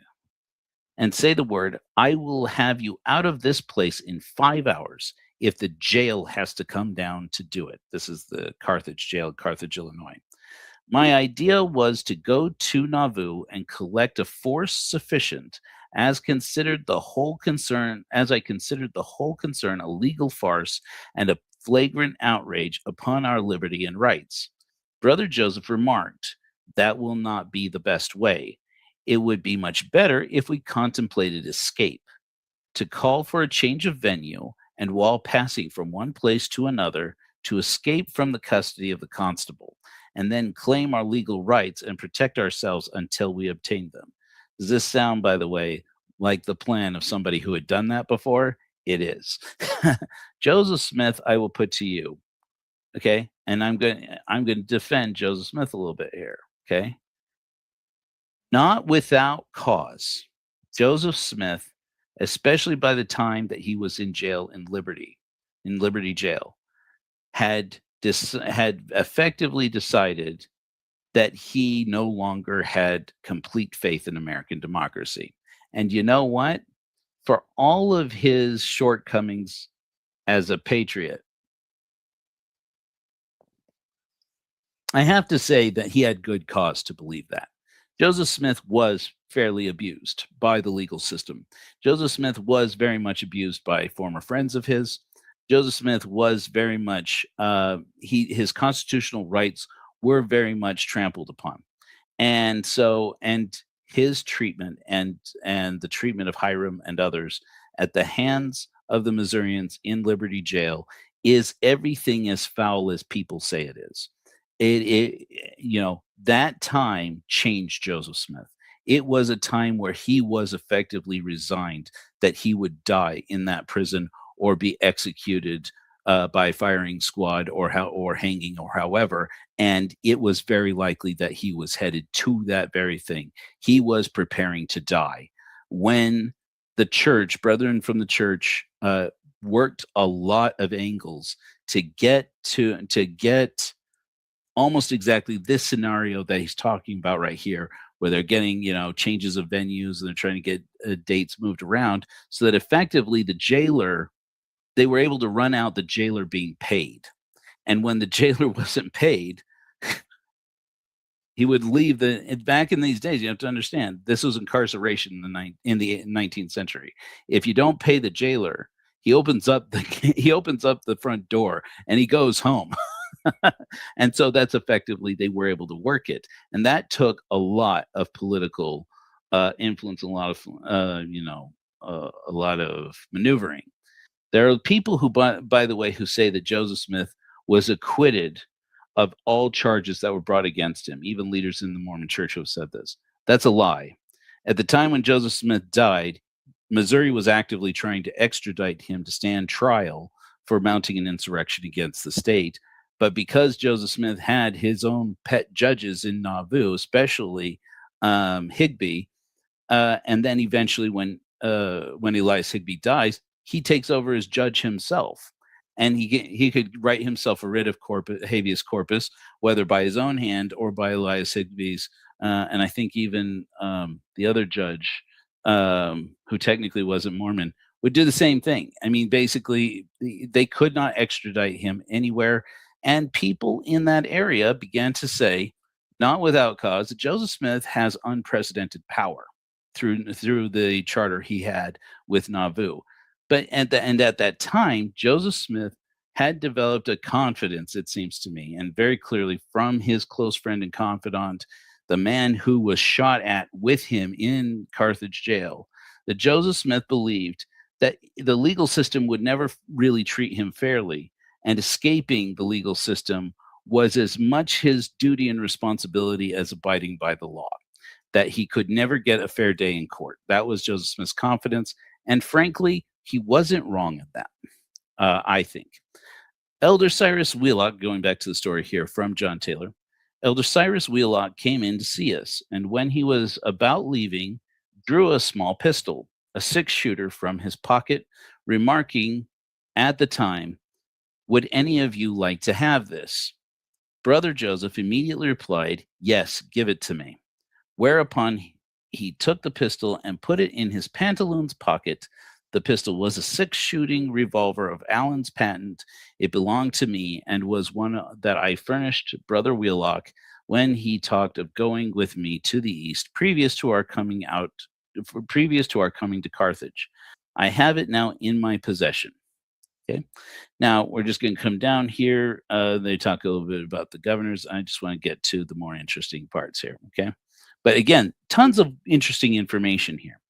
But this is why it's relevant to our conversation about Joseph Smith never teaching the word of wisdom as actual doctrine of the church. By the way, I will include in this, I just want to say real quickly, I'm not including this second, maybe you could say third-hand account by Brigham Young later that Emma Smith, in her fury with her husband Joseph, finding out about his his relationships with these young girls and other men's wives that apparently had been going on since 1831, or sometime thereabouts. That Fanny Alger may not have been the first one. She may be the first one of which we knew. And so, and even the leadership of the church admits apparently polygamy, the doctrine of polygamy, does stretch back at least a decade before the official revelation that's now known as section 132, the disputed revelation 132, that the prophet had been practicing polygamy for a decade by the time that even came around, or at least teaching it, and at least teaching it to make the Lamanites white and delightsome again. In any event, back to the story. Oh, the rest of that story. Let me tell you that story. The story goes, according to Brigham Young, that he had the account, and Brigham Young hated Emma Smith, so who knows, that Emma Smith attempted to poison her husband, Joseph, and that it was by providence that Joseph detected the poison in his morning coffee and went to the door and threw it off. Okay, first of all, Emma Smith was a little bit crazy, and I kind of love that for her. I'm not going to lie. I frankly don't think anybody should be doing that to their husband just because he's married 30 plus other women behind her back, allegedly. But at the same time, I kind of get it. I gotta admit, I get it. Anyway, but Joseph Smith never quit coffee. That's the point. The point of that. Joseph Smith never quit coffee. In fact, the only reference I know of where they first started to make reference, I learned this from the gospel library, the missionary library, when I was on my mission, was that the first reference to tea and coffee was a talk given by Hiram Smith, allegedly, who said that people have asked me if hot drinks in the Word of Wisdom refers to tea and coffee. I think it does refer to tea and coffee. If that's the truth, and Joseph Smith meant to people to understand that it was a commandment of God not to drink tea or coffee, why did he drink coffee all his damn life? Okay, so just saying here. Okay, so again, this is in Carthage, Illinois, in Carthage jail. Is the account of John Taylor, held by millions of people around the world, even today, to be a prophet, seer, and revelator. Take him at his word, if you will. Sometime after dinner, we sent for some wine. It has been reported by some that this was taken as a sacrament. It was no such thing. Our spirits were generally dull and heavy, and it was sent for to revive us. I think it was Captain Dan Jones who went after it, but they would not suffer him to return. I believe we all drank of the wine and gave some to one or two of the prison guards.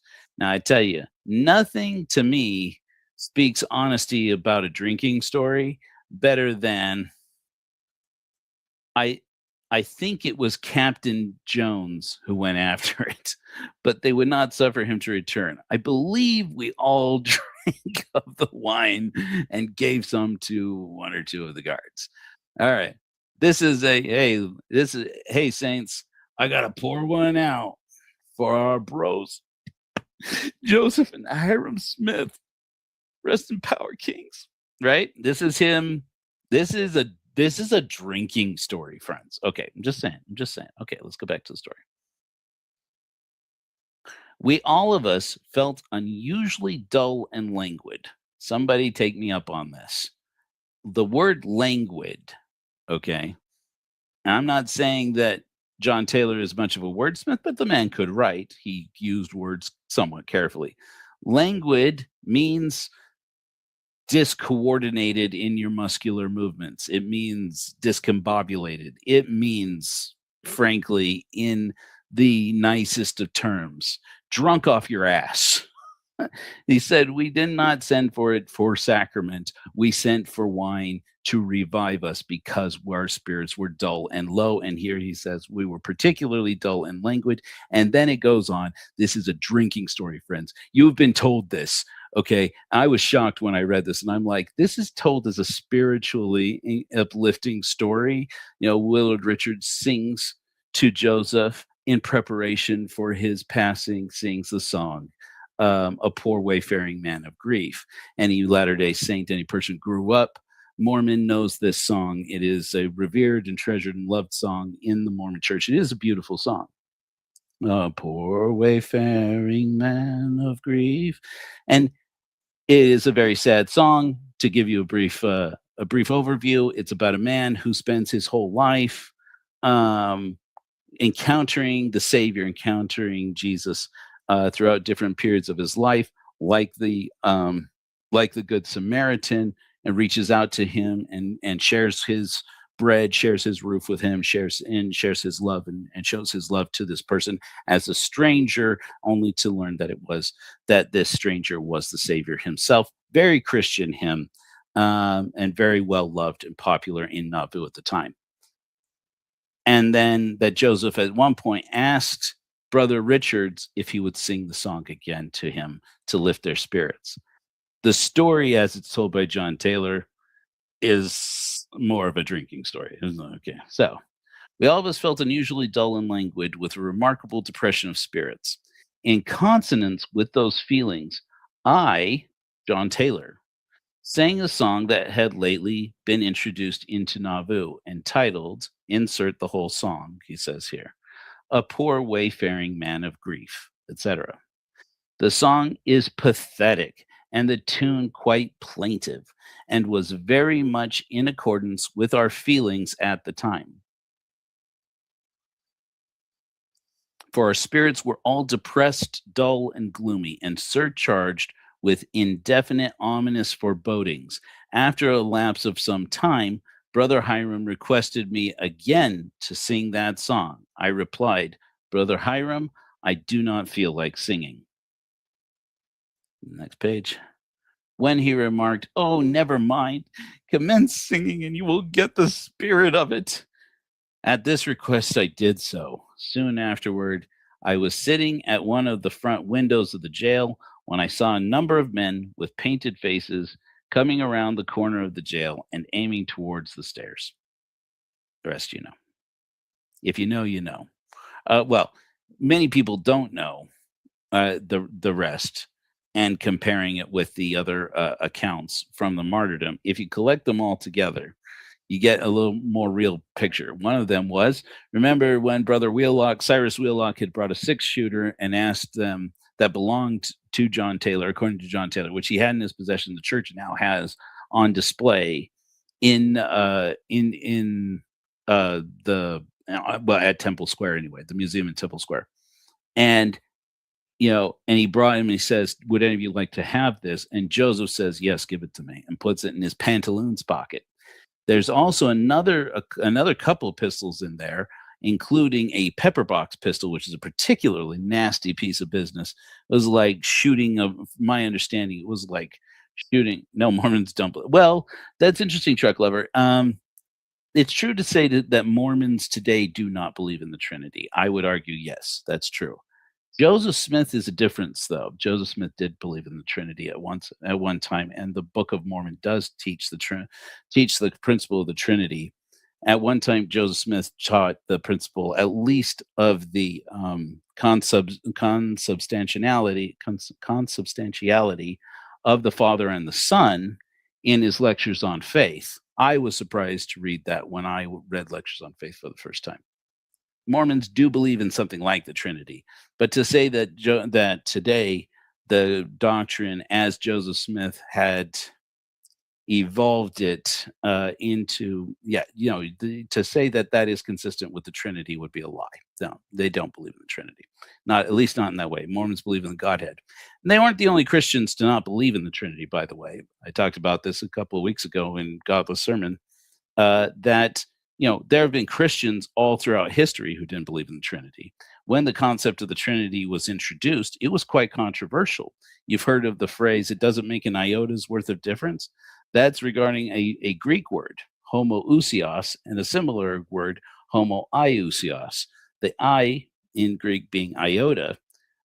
This was the first major Christological dispute or dispute over the nature of Jesus Christ was the idea that Jesus born the Logos, the breath of God or the voice of God, the will of God, or did he attain the will of God at some point, for example, in his adoption and his fulfillment of what's said to be the commandment of God to be baptized, in spite of his being a sinless man, supposedly speaking. There have always been Christians who didn't believe in the Trinity. As far as I think anybody can tell, the idea of the Trinity is a fairly late concept in Christianity, at least in the first 4 or 5 centuries. It was a very hotly disputed and not a very widely believed concept, though apparently there were some people who believed it during the days of the early church fathers. By the way, some of the most important of whom didn't really believe it, like Origen. From my understanding, Origen was an Arian, not an Arian with a Y, but Arian with an I, meaning that he believed the doctrine of Arius, sometimes called Saint Arius, sometimes called Arius the heretic, depending on if you are Catholic or some other kind of Christian. Arius taught that Jesus was not born the Logos, that he was perhaps fated to become the Logos, but that he didn't become the Son of God, if you will, until later. We also learned from St. Jerome, by the way, I really got to get back to my story, from St. Jerome and others. I believe that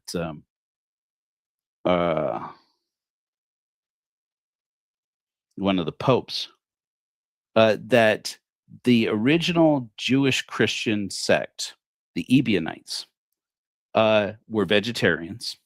This was the people who we are told were led by Saint Peter or Cephas and his associate James, who is generally referred to as the brother of the Lord. Some generally believed by many Christians to be the actual brother of flesh and blood brother of Jesus Christ, though that is of some under some dispute, especially by Catholics, but also by Jesus mythicists like me, saying it doesn't expressly say that Jesus was the flesh and blood brother of the Lord, and the Greek phrase that it uses could be meant to understand that he was a brother in Christ, meaning that he was a convert to the church. But it is generally, I think, historically accepted that James was believed to be the brother of Christ, and so you have these people who believed that Jesus was a Messiah, that he was a great man, that he was a holy man, but that he was not divine, meaning he wasn't, strictly to speak, the Son of God in any literal sense, and certainly not the Logos or God himself. There's still Christians to this day who claim that Jesus never claimed to be God. And there are good reasons to believe that. So there are a lot of people. Yeah, First John, who wrote that though? And is First John authorized scripture? Who decided that First John is scripture? It's a good point. Also, there are multiple versions of First John, and there is textual reasons to believe that the Trinity and concept there is taught is excuse me is was added into the document that we now know, and it's a good case for them when you look into the manuscripts, that it looks like they invented many passages to try and infer the Trinity where they didn't exist in early manuscripts. Not only First John, but in the Gospels, any references in the Gospels. So, look, I'm not going to tell you that the Trinity doesn't exist. I don't think it does. I don't think God exists. But in any event, we're talking about John Taylor and Joseph Smith's drinking.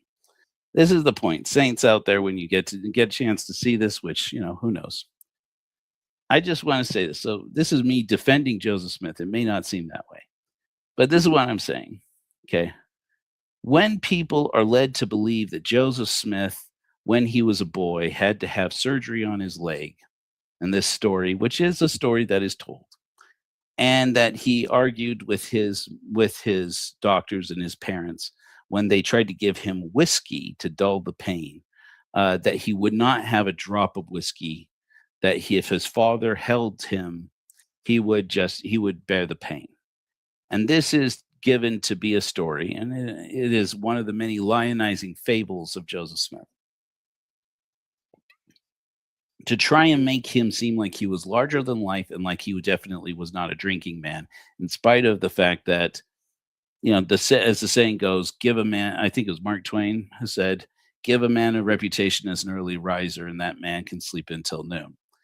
When Joseph Smith, when people started to make the reputation of Joseph Smith never tasted of alcohol one day in his life, it was because they had to answer for his drunkenness. And it's only because of the accounts of things of people who are not Latter-day Saints and not faithful members of the church, and people who were friends of Joseph Smith, intimate, close friends of Joseph Smith, that we know that his father took to drinking. I said that I would come back and visit this. His father was known basically as the town drunk, Joseph Smith Sr. The longer that I have deconstructed from Mormonism, from Christianity, and from God, is the more I feel I can come to forgiveness of Joseph Smith. I still do not think he was a good man. I still do not think he was virtuous, and I don't think anything like the lionized version of Joseph Smith that I believed in when I was Mormon is actually true.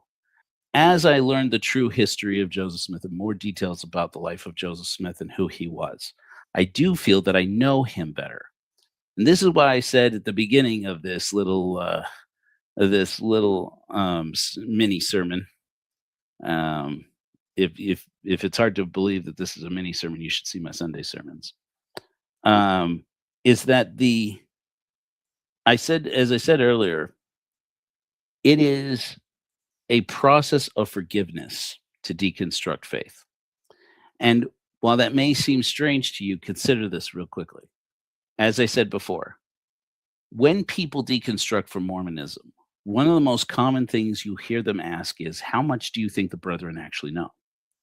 Because all of our lives as members of the church, we believe that these men were prophets, seers, and revelators, that they were men ordained of God to guide us, and that God would kill them if it ever dawned on them to lead us astray. Teaching us that the Book of Mormon is has historical value, and is proven historically, is leading the saints astray, is leading people astray. It is leading people away from the truth. And if salvation is to be attained, it has to be a salvation set up in truth. Even Jesus says that the truth will set you free. So I don't see that it is possible to lie people and deceive people into salvation, at least, and still consider yourself Christian. In my perspective, anyway. Somebody tell me I'm wrong. But do the brethren know that this is BS? Some of them, yes. I would argue most of them, yes, if not all of them. I'm going to have to take that call here in a minute, so I'm going to have to call that back. But that's not the point, right? Most people who've never been Mormon can accept this just fine. Oh, the Mormon church's leaders know that they are lying to their members. Oh, big surprise. If you've been Mormon, it's a big deal, because so much of your personal investment, your emotional and spiritual investment into the church, relies upon that through this system that we have been taught all of our lives, that God would teach you and inspire you in your heart through the Holy Ghost what is true and what is not true, and the truth of all things will be established. And as you come to find that these men that you hold to be holy men of God have been lying to you your entire lives, as you can imagine, the feeling of betrayal drives most of what causes members of the church to decide ultimately to either resign their membership or to pursue being excommunicated, as I did, or to go out and just become Jack Mormons, leave the church, flee from it, and just leave all practice of it, which I think increasingly would be the choice that the brethren would prefer if you're not going to stay. I think that the church has known this, and this is my opinion, has known this for some time, and that this project that you're looking at here, the Joseph Smith Papers project, is their actually good and noble attempt to become more transparent, to at least make a church produced product where people can learn some of the more difficult facts, the more difficult things to accept about Joseph Smith, about the Book of Mormon, and to learn it at their pace while the church still maintains the version of the story that they know to be false. And had they done this decades earlier, I think they would have lost a lot fewer people, as it turns out that the ex-Mormons started to take over the internet and publish more and more documents saying, you've heard this version of the events. This is the actual version of events. And all of the historians know it. All the brethren know it. You've been lied to your entire life. Everything ranging from, there are still people in the Mormon church today who believe Joseph Smith never practiced polygamy, in spite of abundant evidence to the contrary.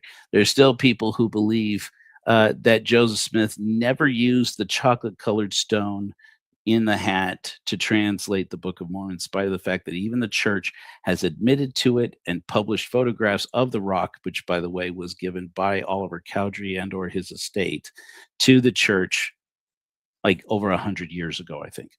And so it was like they've had it locked up and sealed away, and they denied it for years and years and years. They denied that it was true, and then on only to put it out there and then try to gaslight the whole world and tell us that we never said that that was true.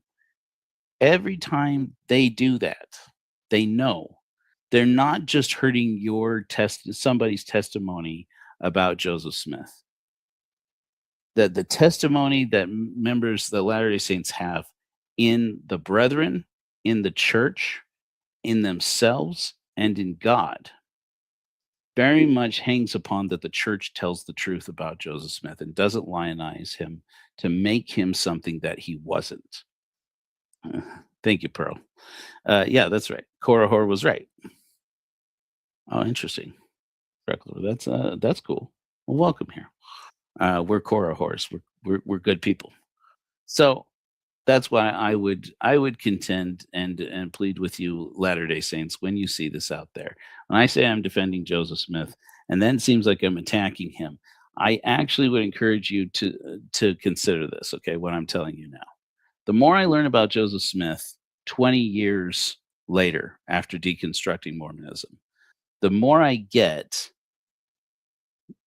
though I don't agree with, why he began to practice polygamy. Some of it, I think, was just good old fashioned, Jeffrey Epstein style values. Yeah. I think Joseph Smith was drawn to young, pretty girls and other men's wives. He became jealous and he wanted them. But the fact that these revelations about polygamy, whether it's the 1831 priesthood, revelation to the elders to start marrying with the Lamanites for racial reasons, or the 1842, I want to say, section 132, the disputed polygamy revelation, was about posterity. And the more you learn about the grief that Joseph and Emma had with the children that they lost, I mentioned Alvin, I mentioned the twins, and we don't know how many miscarriages were involved, and how Joseph and Emma's fertility problems, in spite of the fact that, as many Mormons will point out, they had multiple successful pregnancies that resulted in children, but those children didn't all survive infancy. In fact, they lost a fair number, which was not a surprising thing for the time. And, when you consider what it must be like for a parent to bury their child, it begins to make a little more sense, at least, that Joseph Smith began looking around while he was considering his legacy, his family relationships, and how difficult it had been supporting his wife Emma through losing these children and having to bury these children, that he started to look around and say, maybe I should be sowing wild oats. I don't know. But I do think that at least had to have occurred to him. And I can at least give Joseph Smith enough grace to say, if that made sense to him, which I find morally abhorrent, I wouldn't support that. I wouldn't believe that. And I am polyamorous. I am an ethical non-monogamist. I would look at that and I say, that's cheating. That's just you making up an excuse to go cheating. But at least I better understand why as I look into the grief that they endured together and Joseph Smith supporting her. That was the one of the less innocent things that I came to understand as I learned more about their relationship, and how, as my friend, uh, why am I spacing? As my friend likes to say over at the Unfiltered Rise, uh, Emma Smith was Joseph Smith's ride or die. She was his girl to the end.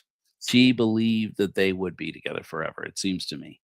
And when she found out about the polygamy, that the polygamy doctrine, the polygamy revelation that was circulating, apparently she did burn it, and she did react angrily, and she did threaten some kind of retribution against him, realizing that the rumors of his being unfaithful to her were true, going back, apparently back to the early days of their marriage.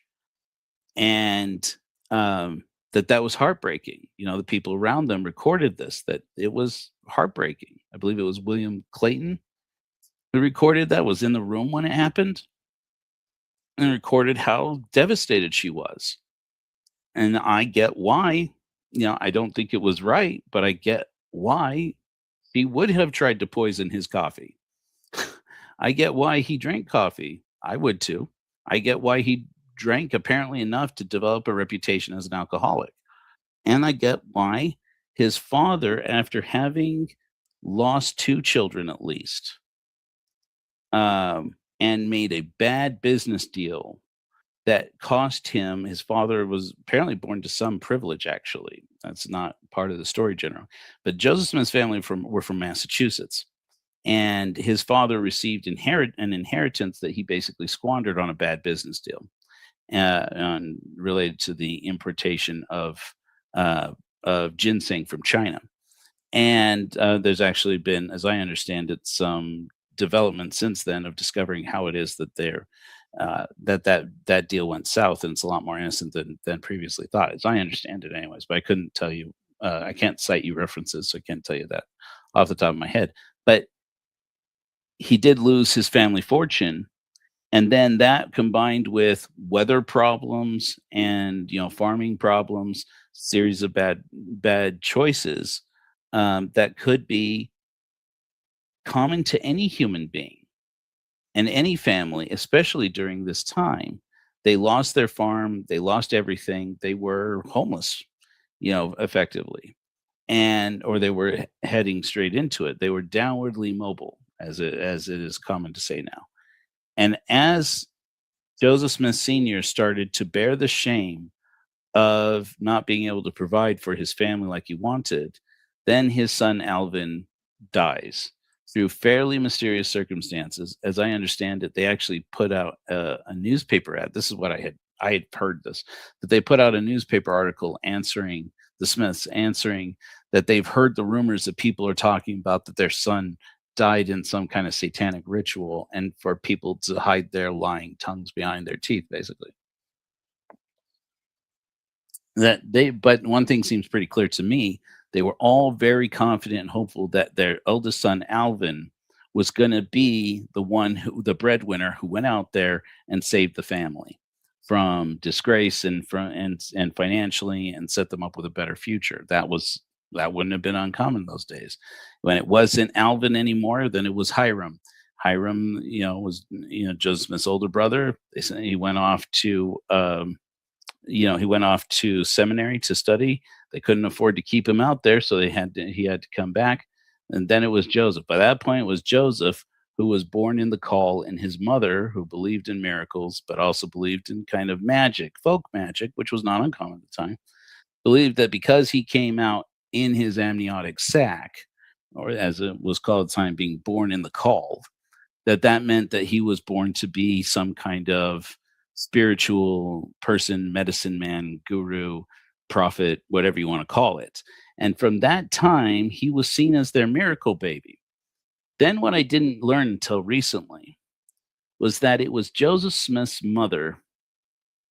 It was when Joseph Smith's sister had died that Joseph Smith's mother became very active. Now, when I taught the story of the first vision as a missionary, the way I learned it growing up at my parents' knees, as an active Latter-day Saint, we would always tell the story this way. Joseph Smith was confused about the many religions that there were.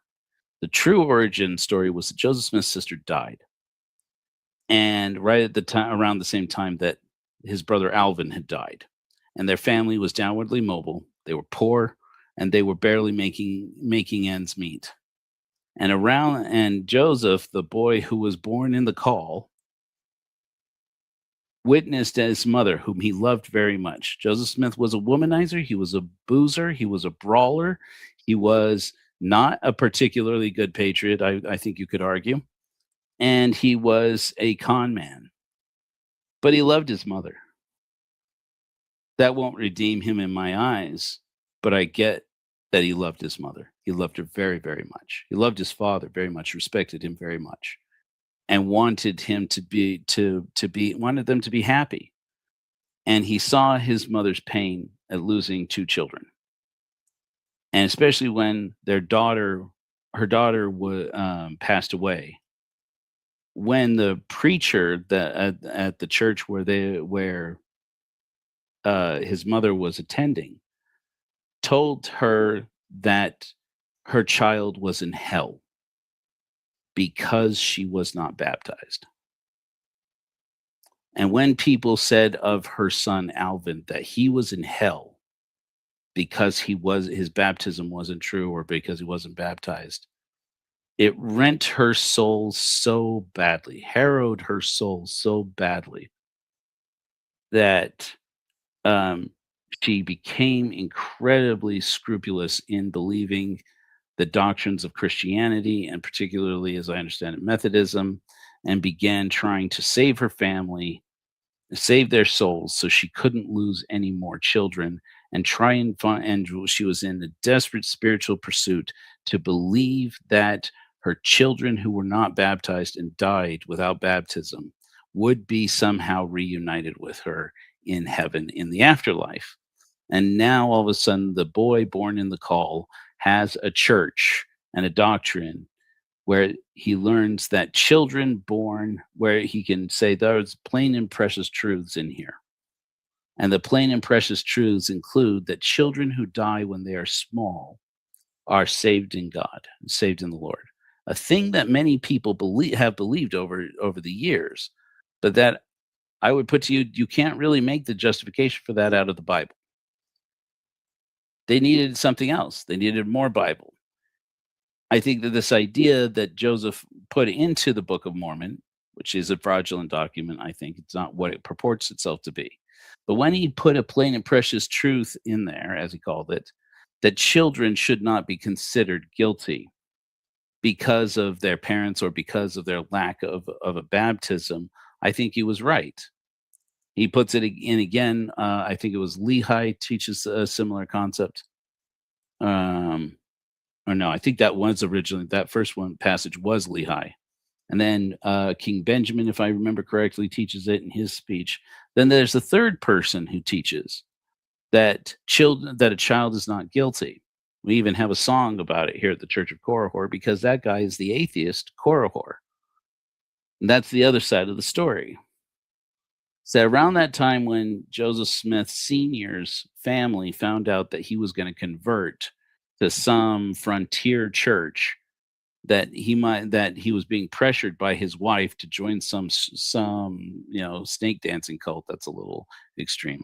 I've called it that, but I don't think she was that far off the beaten path. Joseph Smith, by the way, at that point Joseph Smith liked to go to camp preaching camps, and he worked. I believe at one point he actually he would go around passing the plate and preaching to the congregation so that the preacher wouldn't have to, and like guilting people into putting offerings in the plate. That's my understanding of it, anyways. I haven't read the book where that comes from.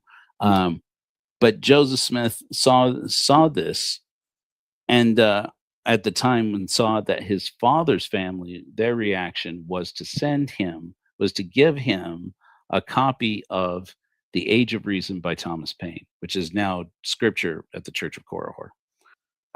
One of the best arguments by a man who believed in God, by the way, one of the best arguments against God, one of the best arguments for secular reasoning in the history of the world. It is a beautiful document, written when Thomas Paine was mainly while Thomas Paine was in prison in France, and it actually lays out a pretty good case for why even people who believe in God should disbelieve the Bible, why even people who believe in God should disbelieve organized religion, and even people who believe in God, who are deists like Thomas Paine, and for that matter, like George Washington, like Thomas Jefferson, like John Adams. Well, maybe John Adams is a universalist, whatever that means.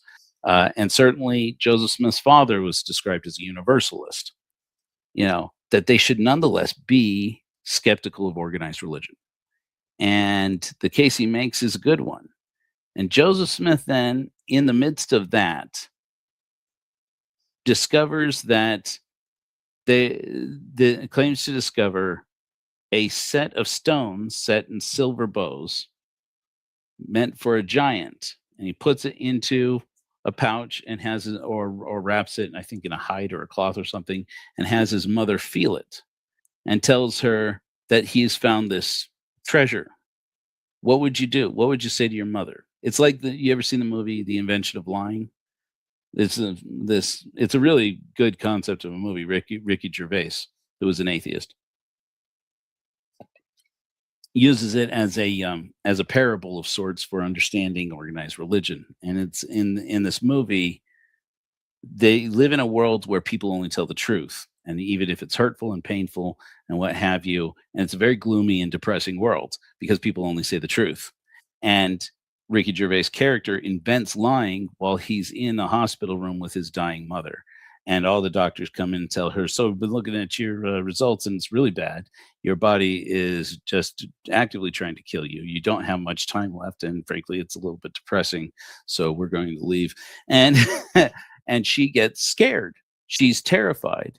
And he is sitting there with her in this hospital room, shocked, even in a world where nobody has ever lied to anybody. All the movies, there's not even fiction. I agree. Hyde, thank you. Uh, and he tells her, and she tells him, I just can't conceive that when I die, I will cease to exist. Anything but that. I can't process that that's going to be me any minute. And he says to her, that's not what happens, Mom. He breaks down. He says, that's not what happens. When you die, you go to this wonderful place where there is no suffering and nobody gets sick and everybody's fine and everybody's happy and in love and everything is good. And you're rewarded for being a good person. And she's like, and then he hears the voice of the doctors behind him going, what? Yeah. How do you know about this? I've never heard this before, because it's a world where nobody's ever lied before. And he's like, yeah, everyone knows that. What if you weren't a good person? What if you were a bad person? Well, then you don't go. And it's like, really? You don't go? Even just because you made a simple mistake? What if it's a small mistake? And he's like, okay, you get like three mistakes, and they're like, those are free, but you shouldn't do anything more than that. They're like, oh, that's good news. Hey, get everybody. And then he invents lying, and as a consequence, he invents religion. But then it all comes down to that he invents it because he can't bear his mother's suffering as she lays there dying, and he can't bear her feeling that life is meaningless and that her death is going to be meaningless. Well, so you have Joseph Smith gives his mother this wrapped thing, tells her these are stones. There are interpreters. There are ancient interpreters. I'm going to be able to use them to interpret a new book of scripture that is inscribed on gold plates, and the Lord has instructed me on where to find it.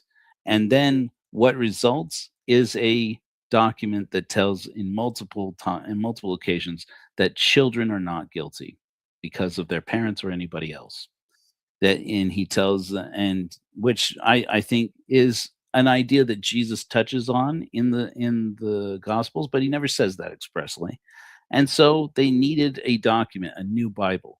And as Joseph Smith put into this new Bible, this gold Bible, that there would be people in the last days who say, a Bible, we have a Bible, and we need no more Bible.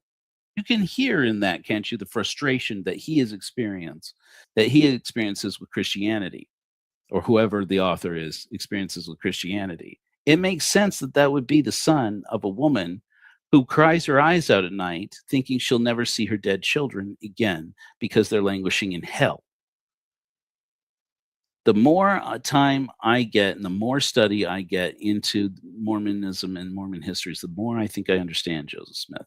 Don't agree with him on most things, but I at least understand that here was a man who was in pain and saw people around him who were in pain.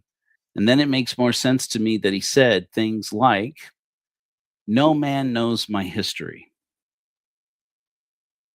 At the end of his life, Joseph Smith told a lot of lies. All his life, he told lies. But at the end of his life, it got to the point where he couldn't hardly keep up with it. And at the end of his life, I think he saw the writing on the wall that he couldn't keep up with it forever.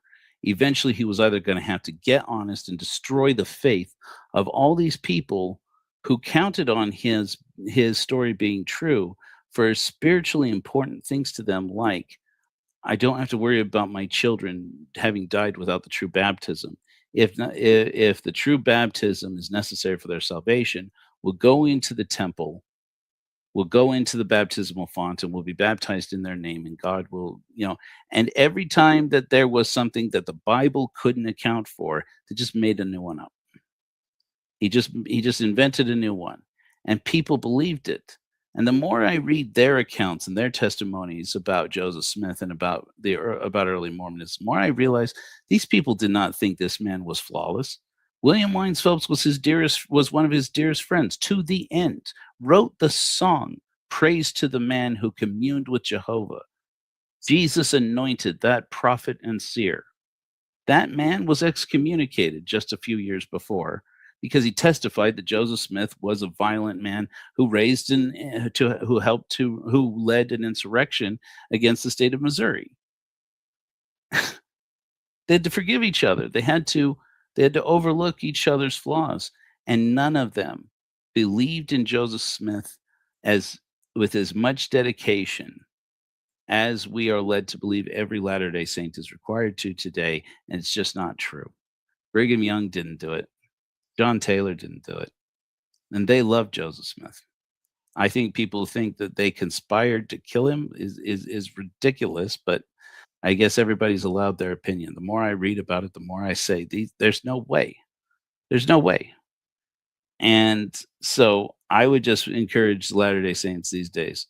If you believe that I am some kind of wicked servant of the devil, all right, I'm fine with that. As a matter of fact, it's kind of badass, kind of metal. I might lean into it a little bit. Don't believe me. As LeVar Burton would say, don't take my word for it. Just take a look. It's in a book or several books. They're called the Joseph Smith Papers. And your church produced them. And I have to say, and delight ye in it here, because you won't hear this much from me, Ex-Mojo. I think the church did a good thing. Relax, Saints. Don't clip that. I think the church did a good thing by producing the Joseph Smith Papers. At least they're trying to gain a day late and a dollar short, a little transparency so that people could understand a little bit more, so that it would hurt less when you deconstruct. You don't start deconstructing the day that you surrender to your doubts. You start deconstructing the day you believe. and it's a healthy, good thing. All those doubts that you're told to put up on the shelf, that you're told to put in the backpack, that you're told to put to deal with on the side here, just keep it keep it in the hand, and just don't and doubt your doubts before you doubt your faith. Okay, great. Do all that. Okay, do it if that makes sense to you.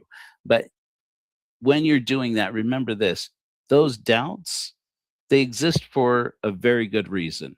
It protects you from getting hurt more, even if it's not, even if they are doubts about the faith that, like Lucy Smith, like the Smith household, about their children being reunited one day with their children who had passed without baptism.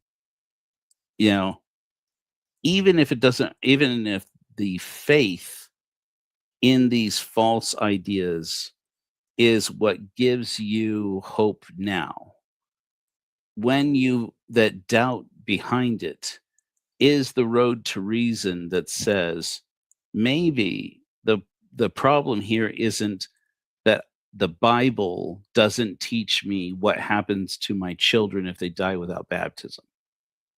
Maybe the problem is that charlatans would try to convince us that there is an afterlife because they want our money, they want our obedience, they want our time, they want our political influence, and they would do and say just about anything to get it from us. And if there's anybody who is a good example of what such a charlatan would do to get and seize control, money, and power, it's Joseph Smith. Joseph Smith Jr. is a good example. I think it did start out fairly innocent.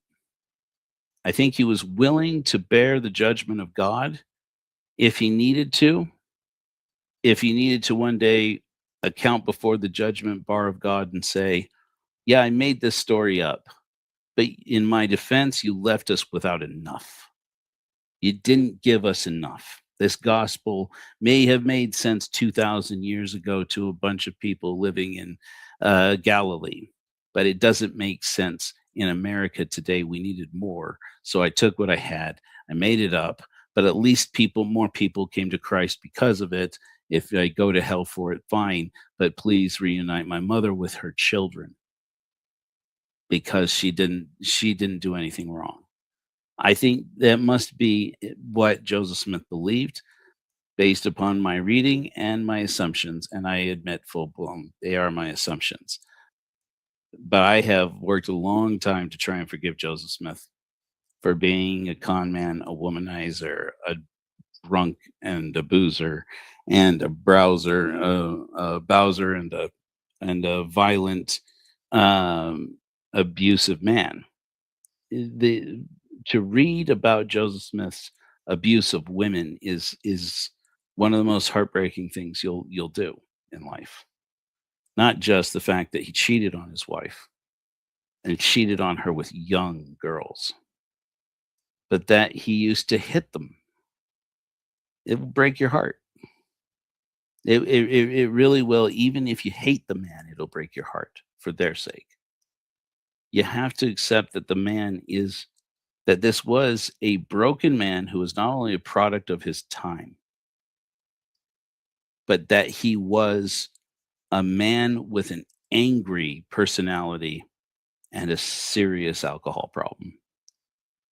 And that he probably inherited from the very man who the story is, according to his mother, who was very bitter and angry, as I read it, towards her husband, Joseph Sr., and said that Joseph said when he was having this surgery, where they removed a piece of Joseph Smith's bone marrow from his leg, that he refused whiskey to dull the pain, and said, if my father will only hold me, his father, who was the town drunk. I read that and I think, crap, man. What a dick, first of all. But secondly, he was just a child.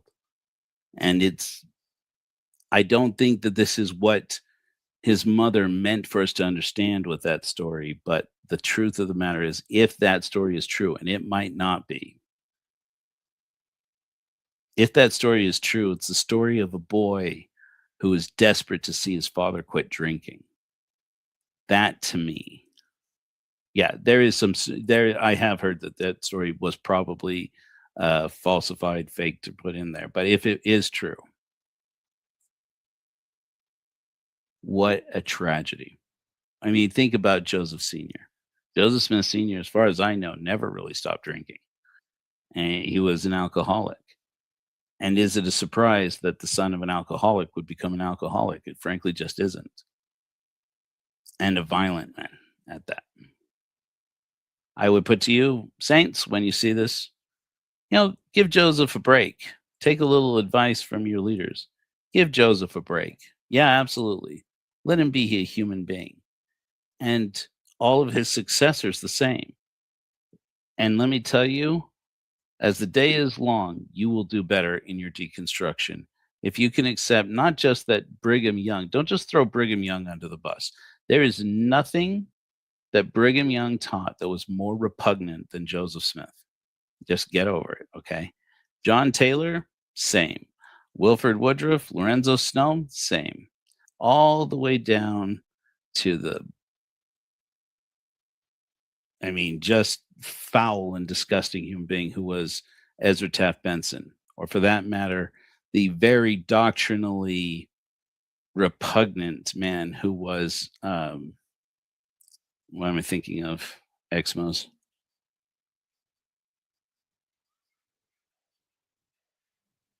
Spencer W. Kimball. When I was a Mormon missionary in Peru, depressed and upset and angry, and living every day of my life, and I won't dwell on this because it is a dark subject, living every day of my life trying to convince myself not to go into the bathroom in the middle of the night, it ended. I read a book called The Miracle of Forgiveness by Spencer W. Kimball in hopes that I could hope that God would forgive me for being tempted to take my own life, and that I could learn some forgiveness for myself for being insufficient for God and for God's work, and insufficient for my family, insufficient for myself. And let me tell you, there's a reason why the Mormon church doesn't sell that book anymore. It was one of the most despicable, hateful, hurtful things I have ever experienced in my life, for a time back in the 1990s when they used to tell us that we had to read this book. It was not a book of scripture. It was the musings of an old curmudgeon named Spencer W. Kimball, who had no frame of reference for what real life was like for people who had to live in the real world, and wanted everybody to feel guilty all the time, and used it for leverage to keep people in the church, to make them convinced that, you know, you can leave the church, but you can't leave it alone. That's because the church is true, and you will work yourself down into hell if you leave. And it was after I read that book and happened to complain to my mother in a letter that I had really hoped that this book would encourage me to believe that I could find forgiveness for myself and find forgiveness from God. And I felt more depressed than I had ever felt. That she wrote back to me that Christmas and sent me a gift that was the book "Standing for Something" by President Hinckley. I don't know. I don't know what to believe about that man, but that book was really important to me.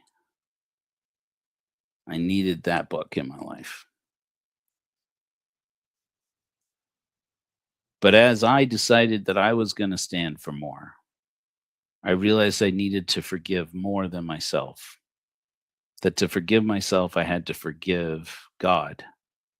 I had to forgive Joseph Smith. I had to forgive the church. And I did it perhaps in an ill advised way, but it's one that works for me and it has worked for many people. And that was that I decided I cannot believe that God would abandon me in my darkest hour while I was on his errand, even if God, the true God, was some other God. That my sincerity of heart in going to South America to preach repentance and preach to other people, that he would allow that to happen, and all the loneliness and all of the depression and all of the self-blame and self-doubt that drove me nearly to take my own life several times, that he would just look on with indifference, and whenever I reached out to him, he wouldn't be there.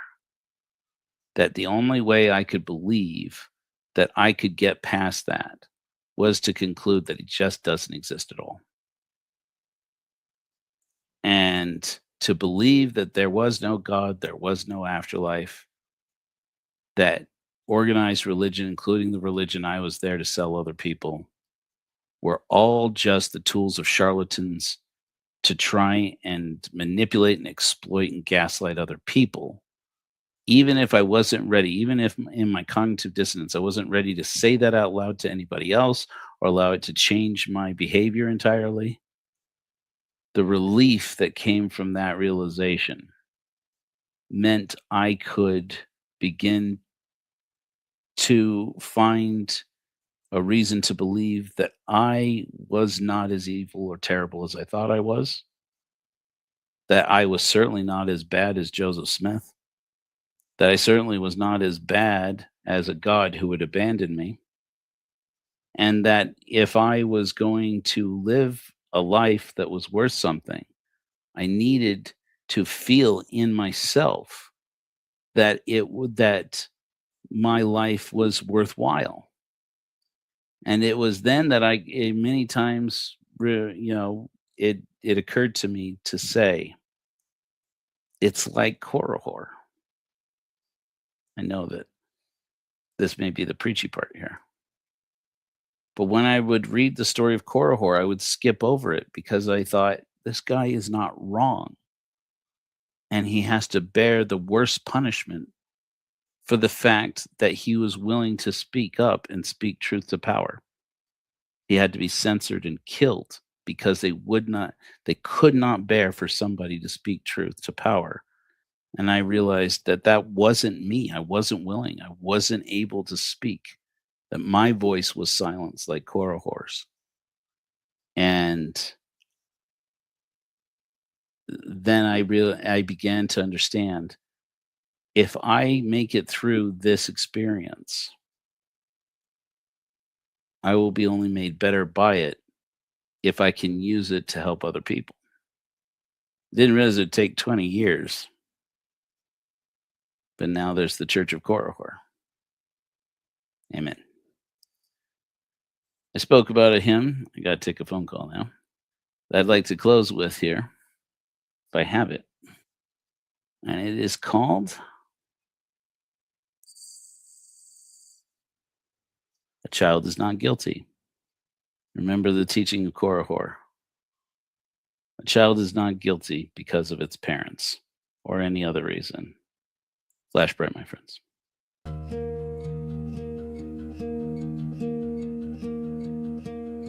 Child is not guilty for laughing too loud, making mistakes, or chasing a cloud.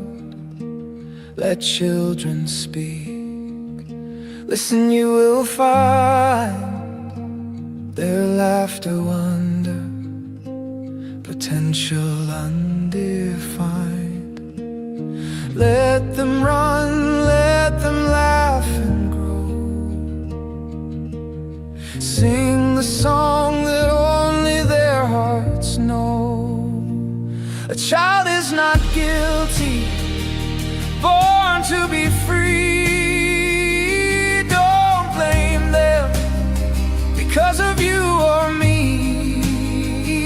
Let them dance, let them shout, they illuminate the way. A child is not guilty, give them room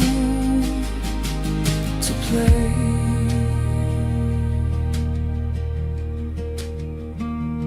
Corey hoards wisdom. We're born of the sky. The children in us look up to ask why. Remember innocence. You will see their joyful voices echoing you and me.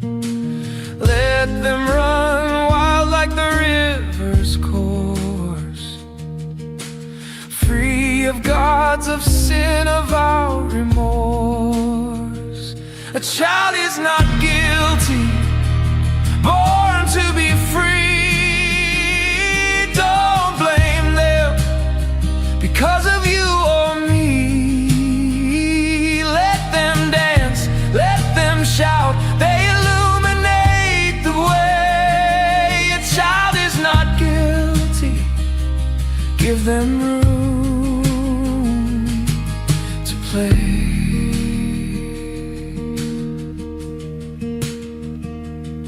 We are all born immature, flawed in each other's minds. We all judge and are judged all of our childish lives. Let this voice speak, all judgments melt. The wondrous child within yourself. A child is not guilty, born to be free. Don't blame them because of you or me. Let them dance, let them shout, they illuminate the way. A child is not guilty, give them room to play.